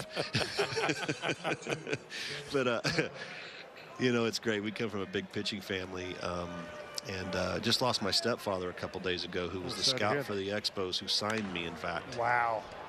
And ended up later marrying my mom, and so he was one of our family members who was another pitcher, and we just grew pitchers, so we lost him, which was a sad, unfortunate thing. That Expo connection, that's how you got here to Seattle. Yes, sir, it was. Just talked to Woody Woodward about the trade, and I was teasing him and telling him that every May 25th I send Dave Dombrowski a text and say, guess what today was? Do you really? Yeah, I do every year. Because I see Dave. Oh, yeah. And every year he goes, yeah, the worst trade I ever made. So it's pretty funny. Randy getting rid of bringing you up and sending Randy Johnson to Seattle. So we had, in the trade was Mark Langston and Mike Campbell from myself, Randy Johnson, and Gene Harris, and that's how we all came to Seattle. But you and I played in Montreal together. Yeah. Isn't that great? And back then, people can't, when I tell them our AA teams and our AAA teams and the talent that was on those teams, they can't believe it. We just beat everybody. Tremendous farm system. They did things the right way. They did. Yeah. Really prepared all of us. It's a lot of fun, too. It was. It's off the fist by Broxton. Throw to third by Haniger. Plenty of time. What an arm. That'll do it for the Brewers here in the 6th. When we come back, Brian Holman will stick around. We've got Kenny Phelps joining us right after this. 6-4 lead for the Mariners. Hey, it's not too early to select the lineup of games. You want to see the summer at Safeco Field. Be on hand for Can't Miss Series versus the Red Sox, Giants, Dodgers, Yankees, and more. Tickets for these marquee matchups, they're available right now, Mariners.com. Mike Zunino's had a fabulous night. Home run left center field, 2-run shot. Home run right center field, 2-run shot. Goes against a guy caught last year, Yovani Gallardo. Bottom third of the order for the Mariners. Zunino to be followed by Beckham and Heredia. Run down some changes. A lot of changes, Dave. Oh, yeah. My favorite time of the game. Craig Counsell emptying the bench. Run those down as we move along. 1-1 here to Mike. 2-1. Coming to Arizona just has such great feel, doesn't it? It does. I mean, it's just nothing better. You come and just the smell of the air and the dry air and the baseball here is just so great. Zunino, line drive, gone! Another home run for Mike Zunino. A 3-homer night for the Z-Man. Got it on a 2-1 pitch. He's on fire.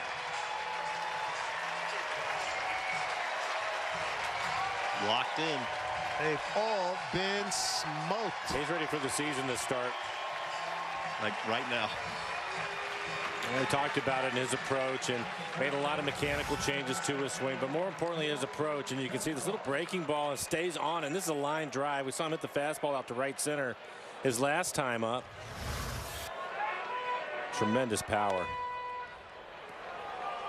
Impressive. Hit 25 last year. 25 homers, 25 doubles. Gordon Beckham 0 for 2, ground out and a flyout.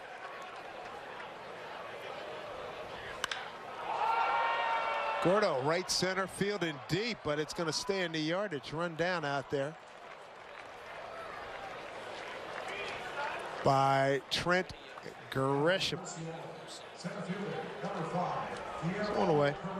Bring up Guillermo Heredia. Took over for Ichiro.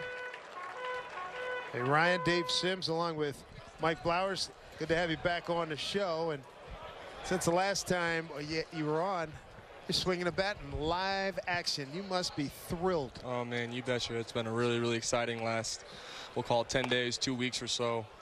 Making a lot of progress, making big strides, so it's been really fun. I've really been amazed. It seems to me that you're a lot closer than I expected you to be, Ryan. You know, even when you're making some outs, you're making some hard outs. It looks like you're picking the ball up pretty well. By the way, I thought you did check your swing earlier today. I know you weren't happy about that. Thank you. Everyone has said that, but you know what? It doesn't take the strikeout away, but might as well get him out of the way now. Hey, you picked up an RBI later, but how do you feel at the plate? You know what? Overall, I feel decent. There's definitely things coming.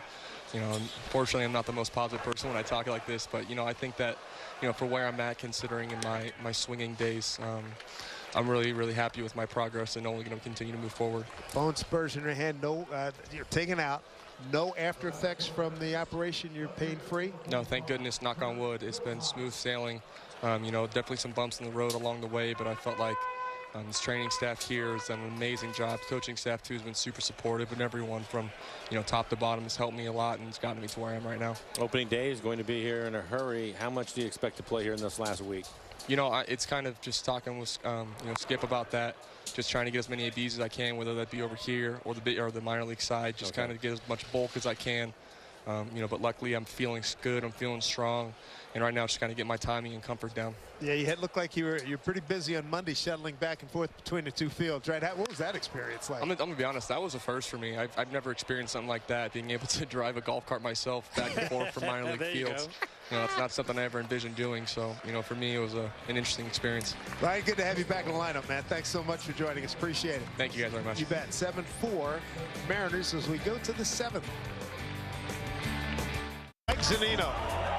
The promise has been big for a lot of years, and man, it is being realized here tonight as it was last year when he hit 25 home runs. Tonight, a 3 home run night, and all of those home runs have been blistered. 3 home runs tonight, give him 5 on the spring. He's got 11 RBIs, and the Mariners have a 7-4 lead here against the Milwaukee Brewers.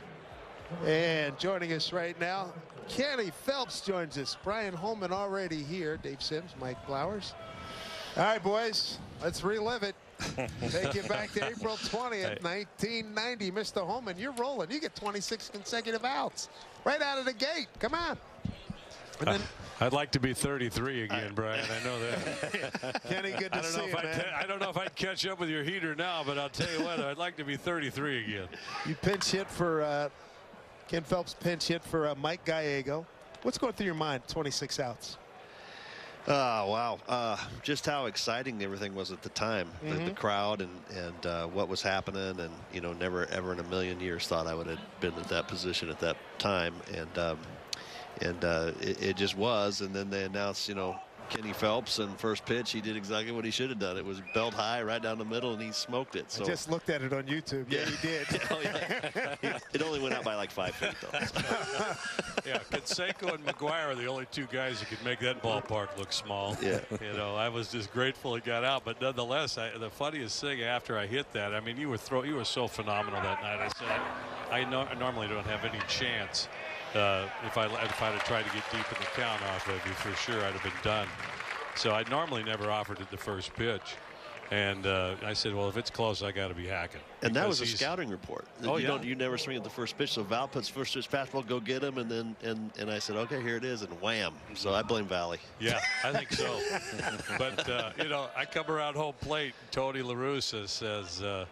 He says, man, you took the monkey off my back or whatever. I said, hey, Tony, maybe we wouldn't have had this problem if you'd have started. That's hilarious. That's hilarious. Oh, that's beautiful. That's hilarious. You got to give me one on that. That's beautiful. Well, who knows? I mean, he was so good that night. I mean, gosh, it didn't affect him at all because the next hitter was Ricky Henderson leading off, and he punched him out like it was nothing. Well, you know, the funny part was warming up, I was not good. Really? I was warming up, I was terrible. Things just were not good, and I couldn't figure out what was wrong. And in fact, Keith Comstock was laughing later. He said, you know, you were so bad warming up, we were taking on bets on who was going to be the first reliever in the game.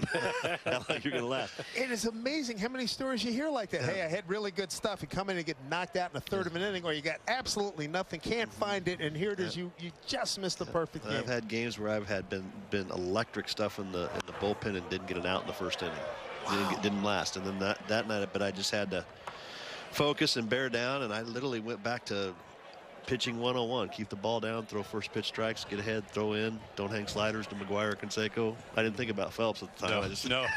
No, I was way down there hitting for Gallego or somebody. There wasn't anything to worry about down there. But, you know, the thing is, it was so amazing that night. I mean, it was a cool night, of course. The ballpark's huge. It's a great pitcher's ballpark. Sure, nonetheless. it is. It really is. But you carved up a heck of a lineup. I mean, that team went to the World Series the year before. They won the World Series, and that was basically the same club.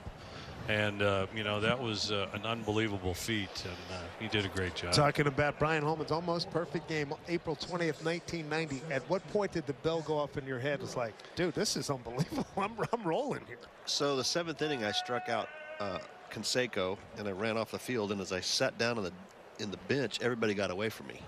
Nobody talked to me. Nobody looked at me, give me a drink of water, a towel. I mean, Rick Griffin wouldn't even give me a towel. He's like, and then I looked at the scoreboard, and I'm like, what's wrong with everybody? And there were zeros all the way across. And that's when I first realized that I had a no-hitter, and then nobody's been on base yet, so I got a perfect game. So then I started getting nervous because I didn't think anything about it the whole time.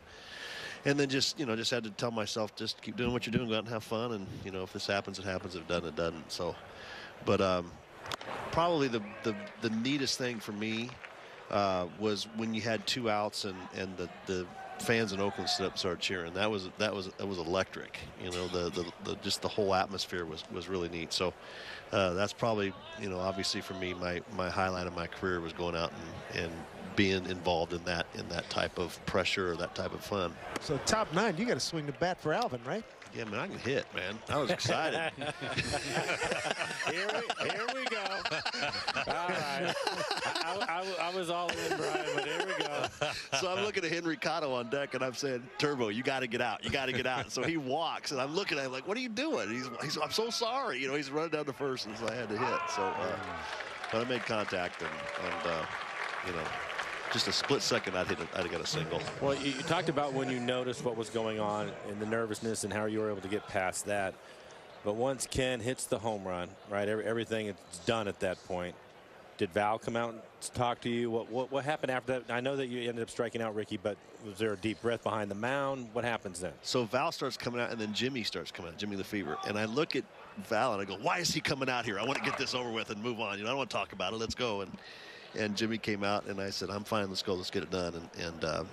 And he walked back in, and fortunately I was able to strike out Ricky, and the game was over. But you think about how close you were. But I'm telling you, I'm more well known for not getting that perfect game than I ever would have been if I'd have got it. You know, seriously, you know, the stories I hear of people, what they were doing at that time, and all the from anniversaries I ruined to everybody tuned in. You know, and you talk about the fans were cheering for you. They were booing me when I hit the home run, and they were my home fans. Tough I fans. couldn't win for trying.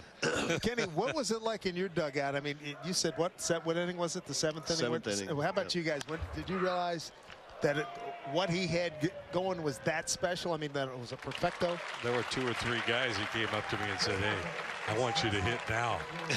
They didn't want to hit anymore, and I don't blame them. But no, I knew I was going to pinch hit for one of the guys at the bottom of the lineup because that lineup was so stacked. But you know, there wasn't much you could do that night. I mean, he was on, and you know, Blow, and you played a long time. You know, when guys are on, they got their A game, and they got 3 pitches working that are quality pitches, and that was pretty much what Brian had that night. He might even have had 4, but he didn't need them all. Everything he was throwing was crisp, and he was getting it over the plate. Those are games when you just come back to the dugout and go, boys, I'm hoping to maybe go 0 for 2 with a walk, because that's about as good as I'm going to do tonight. Yeah. Hey, when you tell your kids about it, what did they say? I mean, are they? Well, you know, I was laughing the other day. I told him I had to come down here. We're going to do this Mariner reunion, and I'll see my son. And I said, you know, I forget to tell you guys, you know, I'm kind of a big deal. You got and they laugh, of course, because I've just coached him, you know. But you know, you talk about perfect games, and as a pitcher, that's the last thing on your mind. I mean, you're facing the A's. I faced him the start before and lost. Brutal lineup to deal with. Unbelievable. And so, you know, you don't think about that. You just think about getting outs and doing your thing. And fortunately, I just had one of those nights where it didn't matter. I could have smashed a gnat's ass from 60 feet 6 inches, and everything was working well, and just moved on. Did you have anything close to that even in the minor leagues coming through? I came close to no-hitters a couple times, threw some one-hitters, but never. You know, in the minor leagues, I walked as many guys as I struck out. I mean, I was wild. I threw the ball like I wasn't Randy Johnson wild, but I was wild until I got probably the first or second year in the big leagues, and I started calming down and learned how to pitch. But I still walked more guys than I should have. But one of those nights you just have. I think a couple times I had 3-2 counts and got out of it. So. Wow, what a story. You'll never forget. I mean, 4/20/90 sticks in your mind, doesn't it? I know it probably does for you, right? Now here's the deal. You know what else is on April 20th, 1990? It's Hitler's birthday and National Marijuana Day. Oh, didn't know that. I'll have to change that notation in my calendar. So, you know, we can't think too highly of it. Oh my goodness. Oh God. Hey Brian. Thanks a lot, man. I appreciate it. All the best. Kenny, good to see you, man. Hey, you guys have great to see you. Good luck this year. Thanks, Blow. Yeah, you got it. Thanks a lot. Oh man, great stuff. Great stuff. Brian Holman and Ken Phelps. Jeremy Jeffress takes over on the mound for Milwaukee in the 7-4 Mariner lead. Zach Vinci taking over for Andrew Romine. That was fun. That was really fun. I remember it, and then I did a little Google, and it's up on YouTube. And I watched, they had a nice, about a 3-minute package on it. And he's right. First pitch fastball, boom. Wow, and at the time, I didn't know Ken Phelps at all. I knew who he was, obviously, but I didn't know him at all. I knew Brian because both of us were in the minor leagues with the Expos. So I was pulling for him and disappointed it didn't happen on that night. But it's great to see the two of them together, having a few laughs about it now. And I'm not sure that Ken should have said something about batting practice today, but hey, they were having fun with it. They've come this long. Two good people. What's that, 29 years ago? Yeah. Jeez. That or 28 years ago. My goodness. That was fun. 2, 3, 4 in the order. Zach Vinci leading off. Daniel Vogelback's on deck.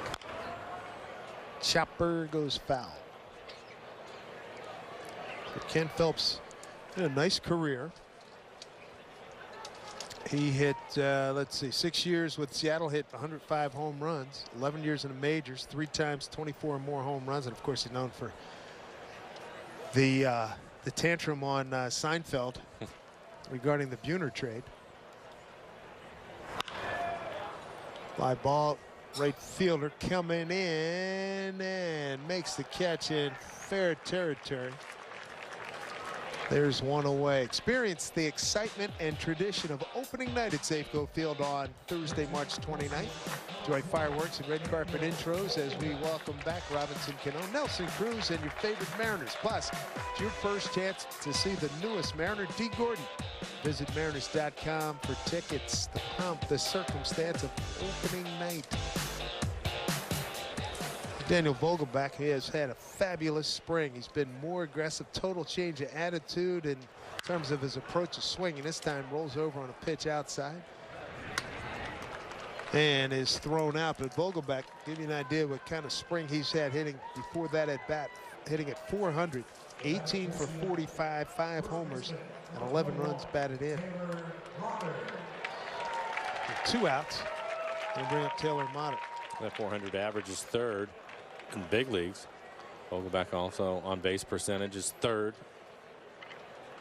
Slugging percentage is 1st. .867 slugging. Here's Motter, who's had a very good spring as well. Hitting at .314, 5 doubles, a triple, a homer, 11 runs batted in, 16 hits. He's also struck out 13 times. 6 stolen bases. He's looked really good. He's been on the move. Yeah. He's looked really good on the base paths.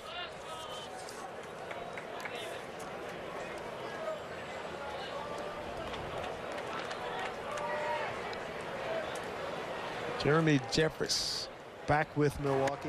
We saw him a little bit last year in Texas. Ball and 2 strikes, 2 out, nobody on. Big highlight tonight. Mike Zunino, 3 home runs, 5 runs batted in.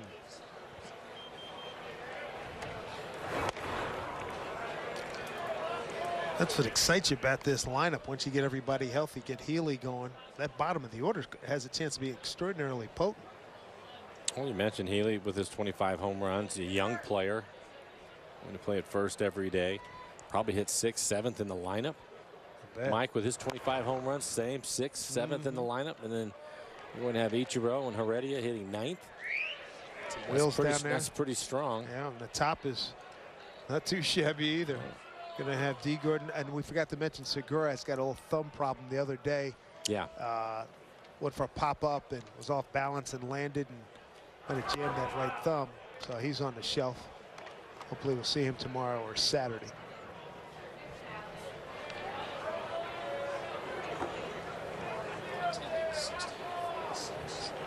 Attendance tonight, 6,846 watching this Mariner. 7-run, 8-hit production. 4 runs, 11 hits for Milwaukee. Nicely done by Jeffress. 1, 2, 3 go the Mariners in the 7th. Here comes the 8th. Mariners lead by 3.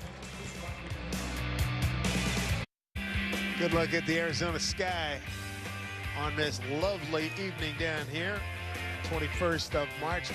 Closing in on opening night, Safe Cole Field. Looking forward to it. I know you are too if you're a Mariner baseball fan.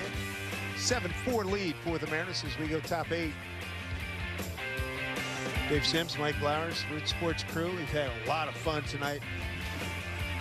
Ken Griffey Jr., Kenny Phelps, Brian Holman, John McLaren, Jim Brower,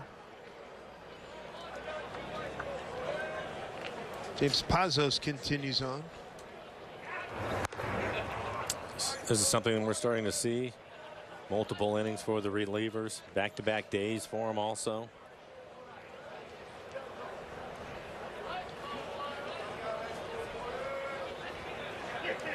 Trent Grisham is the hitter.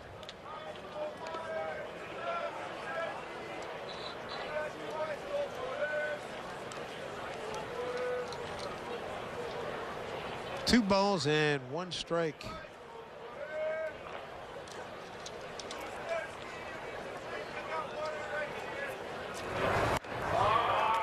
Good hitter, well placed. 2-2. Mariners be playing the National League West this year, and they got 3 of those teams made the playoffs last year. Dodgers National League champions, Giants trying to rebound. Zona made the playoffs, so did Colorado.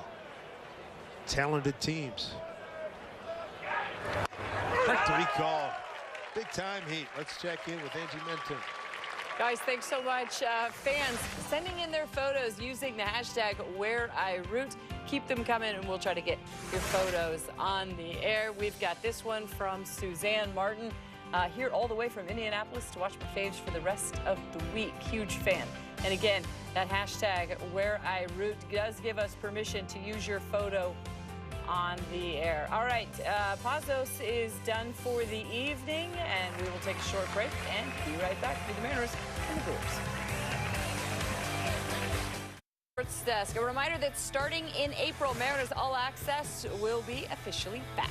Get exclusive player interviews, behind-the-scenes footage, and Mariners stories that you can't get anywhere else. For your local programming schedule, visit rootsports.com. Dave, back to you. Thank you very much. Ryan Cook, all-star with the A's back in 2012, coming off a rough outing his last time out against Cleveland. Third of an inning, 2 hits, 5 runs, all earned, 3 walks. Prior to that, he had been very, very sharp. Well, the good news with him is his fastball has been there this year. This one's hitting the gap. His fastball's been 94, 95. Pretty good breaking ball. You mentioned his last outing, just didn't have the command. Had a tough time finding the strike zone with the 3 walks, and that cost him. But now we've already talked about it with Phelps being out. Good opportunity for him. Nice work by James Pazos, ending in a third. 1 hit, 2 strikeouts. 18 pitches, 12 for strikes. You like that.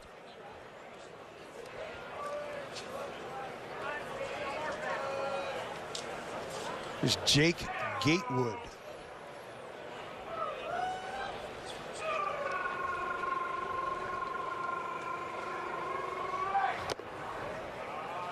Zunino still in there catching. And Mike, let's see, 1, 2, scheduled to get another AB in the 8th. Already 3 home runs.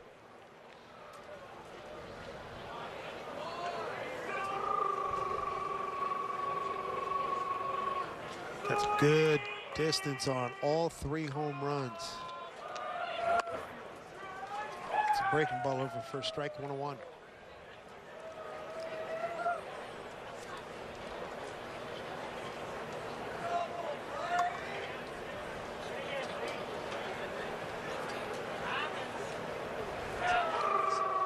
Here's 1-1 from Ryan Cook.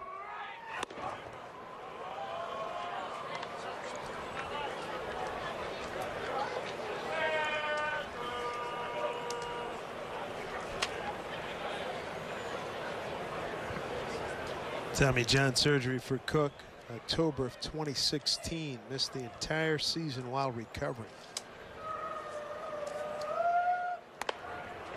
2 balls, 2 strikes.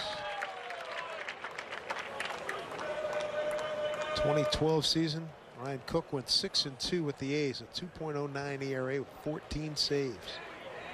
73 in the 3rd innings, 80 Ks, 27 walks.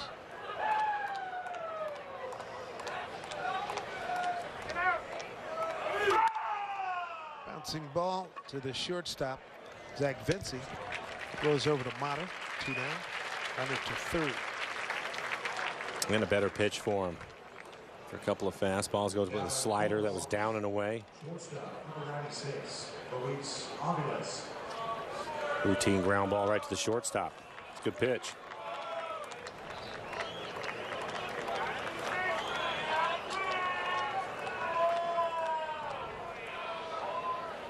Two away. Luis Aviles is the hitter. Ball 1.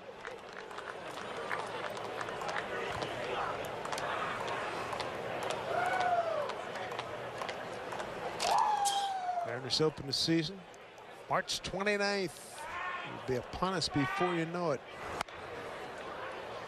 Cleveland Indians, Central Division defending champs. Thursday, Saturday, Sunday games. Then we go on the road, San Francisco, Minnesota, KC. Come home for Oakland and Houston mid-April.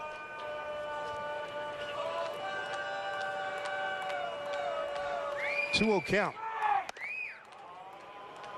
Arena.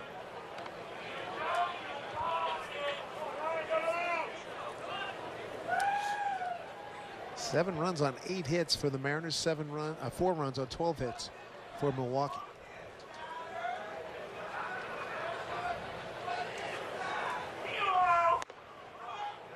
Cook back with a strike.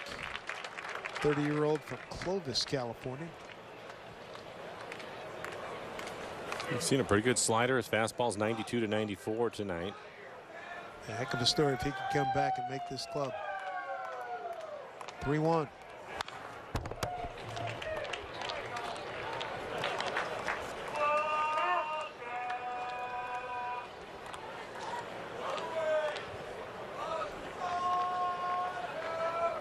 Best wishes go out to David Phelps. Yes. Season over. Missed the entire season, torn ulnar collateral ligament, right arm. Suffered the injury. Final pitch on St. Patrick's Day against the Angels. Cook finishes up with a strikeout. Strands a runner. Home eighth coming up. Mike Zunino scheduled to get his 4th AB. Seattle Mariners spring training on Root Sports is brought to you by Dunn Lumber, building success together. By Safeco Insurance. Find a local agent at safeco.com. Do more. By Steel. To find your local Steel dealer, visit steeldealers.com. And by Fred Meyer. Mariners and Brewers going at it. Angie Mentink here, along with Ryan Rowland-Smith in the studio. Dave Sims and Mike Blowers are down there in Peoria. And Ryan, unfortunately, the Mariners got some bad news in regards to their bullpen. David Phelps out for the year, going to have Tommy John surgery. But again, this seems to be a strength of this team, and we saw James Pazos be brilliant again tonight. Yeah, and the one strength they have with this bullpen, they do have depth, and they have different options. We talked about this in the pregame show about what steps James Pazos is going to take to be a guy in this bullpen. He has the stuff to be that 7th, 8th, 9th guy. To me, it comes down to command. We saw some really good sliders, and that's command too. Not just walks, slowing the walks, but I'm talking command on 2-strike pitches. We saw that really good slider to a right-handed hitter, and then dominating those lefties. Now, I was wondering sort of maybe why they came out and got him in the middle of the inning, but you said this time of year that's important to do. Yeah, you're going to see guys in this last week get those back-to-back games, and also Scott Service. This is something we used to do as bullpen guys, is come into a game mid-inning, and sometimes you hope that there is a runner on base for Ryan Cook to come in with a bit of traffic. Pazos was perfect, so that didn't happen. But usually you try and get guys in different situations coming in mid-inning like they would in the regular season. Gotcha. Again, we're going to see Mike Zunino. It looks like they're going to give him another at-bat, and why not? The guy's got 3 home runs on the night. I just can't believe how far Mike Zunino has come, Mike Blowers, in what he has been able to do at the plate. We always knew this guy was a brilliant catcher. He did such a great job with the pitching staff. But to see what he's doing at the plate, and you're talking, as you mentioned, left center to right center. Yeah, it's been great to see for him. And you mentioned his defense. We also saw him throw out a runner tonight, strong throwing arm. So there's no issues with him defensively. It's just inconsistent offensively. And I just marvel at the fact that last year they gave him a couple of things to try, sent him down to AAA, keep in mind. And then they had another injury, so they had to call him back before they wanted to. But then he came back right away, and it's amazing what confidence will do with his new stance and his thought process. And all of a sudden he's hitting the ball out of the ballpark. He's hitting line drives and just kind of picked it up from there. And I like what Scott Brocious said to me early in camp. I was asking him about Mike, and we talked about his year last year and all different steps, and he said, you know what, I think he's going to be even better this year and be more consistent, just because he has these few things that he can go to, and he believes in it, and he's squared away across the board, including his thought process, and that's what we're seeing here in the spring. Yep, Dave Sims, he's a lot of fun to watch right now. Back to you. Absolutely. Thank you. Craig Counsell making a pitching change with Zunino coming up. We'll see who comes in. Mariners with the lead. It's 7-4. Zunino trying to make it a 4-home run night here in Peoria, Arizona. Take you back to the second inning. Mike Zunino. There was little doubt. Up on the berm. And he gets a fastball that's middle in and drives it out. And then his next time up, that one probably middle of the plate. 2-2 pitch. Then a 2-1 pitch in the 6th. And he hit a low line drive that had to. Mike and I were just talking about 4 bills over the left center field fence. He's 1-0 here off the end of the bat. You can hear the fans. They want to see a 4-home run night. 18 times it's happened in regular season play. 4 home run games. Last year, the last guy to do it was J.D. Martinez with Arizona, and Scooter Gennett, Cincinnati, had done it earlier in the season. Mike's 2-1 here. Nick Ramirez, the pitcher. 2-1, 2 out, nobody on. He was thinking breaking ball. He's not up there trying to hit a single, I can tell you that. Not playing patty cake. No.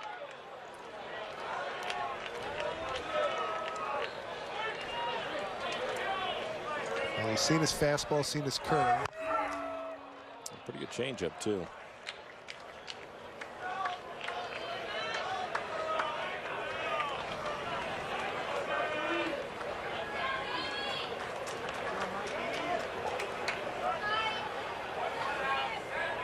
Tomorrow night, Nelson Cruz will return coming off the quad injury. Robinson Cano returned tonight after the hammy injury, and so did Ichiro after a calf.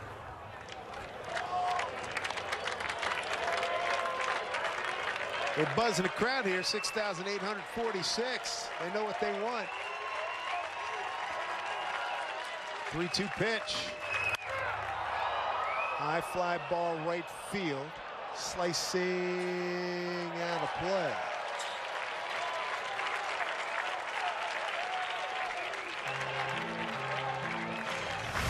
Take a look at it. Pretty good job protecting the plate. Another off-speed pitch. Probably just off the outside corner. Too close to take.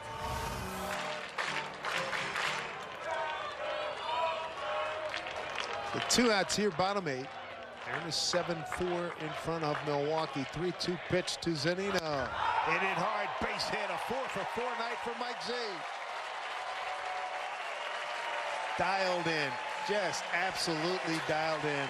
This gives you a great example. This is not an easy thing to change it. Now they come back with a fastball inside corner and an inside-out swing for a line drive into right center field. What a night. But that again goes all the way back to his approach and trusting his mechanics. A solid line drive on a pitch that's inside. Pretty good fastball at 92 miles an hour. How about that head placement? It's great. He has it dialed in. You mentioned it. Gordon Beckham looking for a base hit, 0-for-3. Fly ball right field. And that'll do it for the Mariners. Last 3 outs. Top 9 coming up. Mariners 7. Mike Zunino, 3 home runs. Big night, big part of the 7-4 lead for the Mariners. Mariner fans, spring training is here and on MLB.tv. Watch select spring training games live on your favorite supported devices. Blackout and other restrictions apply for regular season games, so visit MLB.tv for details. Dave Sims, Mike Blowers, Root Sports crew, glad to have you with us. Fun night. A lot of guests, including Ken Griffey Jr., Brian Holman, Ken Phelps, Ryan Healy, Jim Brower, John McLaren. Feel like the old Ed Sullivan show, for crying out loud. Tuffy Go Swish. Don't forget Tuffy. Absolutely. And we got the Vinmeister here. Nick Vincent coming on. Face the bottom 3rd of the order. He's got Tyrone Taylor.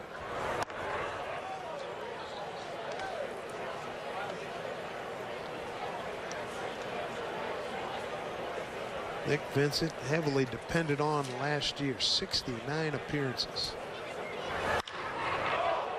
Backing up Heredia, plenty of room.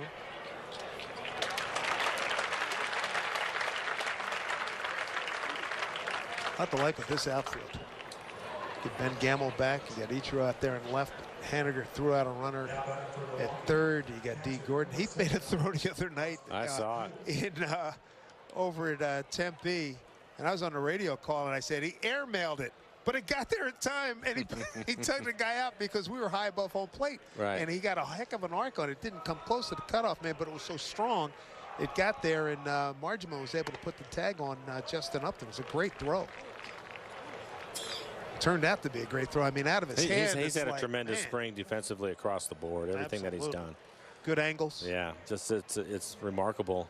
Chris Prieto's worked a lot with him this spring, and it's paid off, and he's put the work in. Well, he put a lot of work in after the trade, and the trade was made what, in January? So he had about 4 or 5 weeks.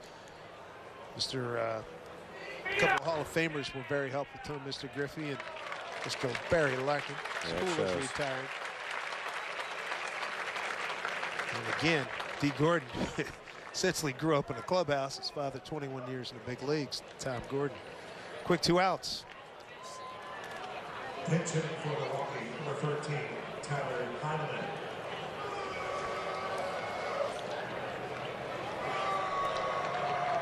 Greg Council brought a decent amount of guys, and he's just about gotten everybody in. I can't tell if you're excited about that or not, Dave. I would go with B. I would go with B. A lot of ink. I always invest heavily in December in ink products.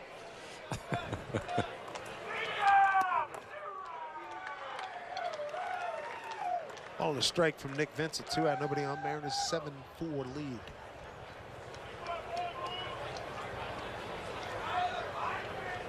Be back with you tomorrow on the air at 6:30. First pitch at 6:40. Rangers are in town.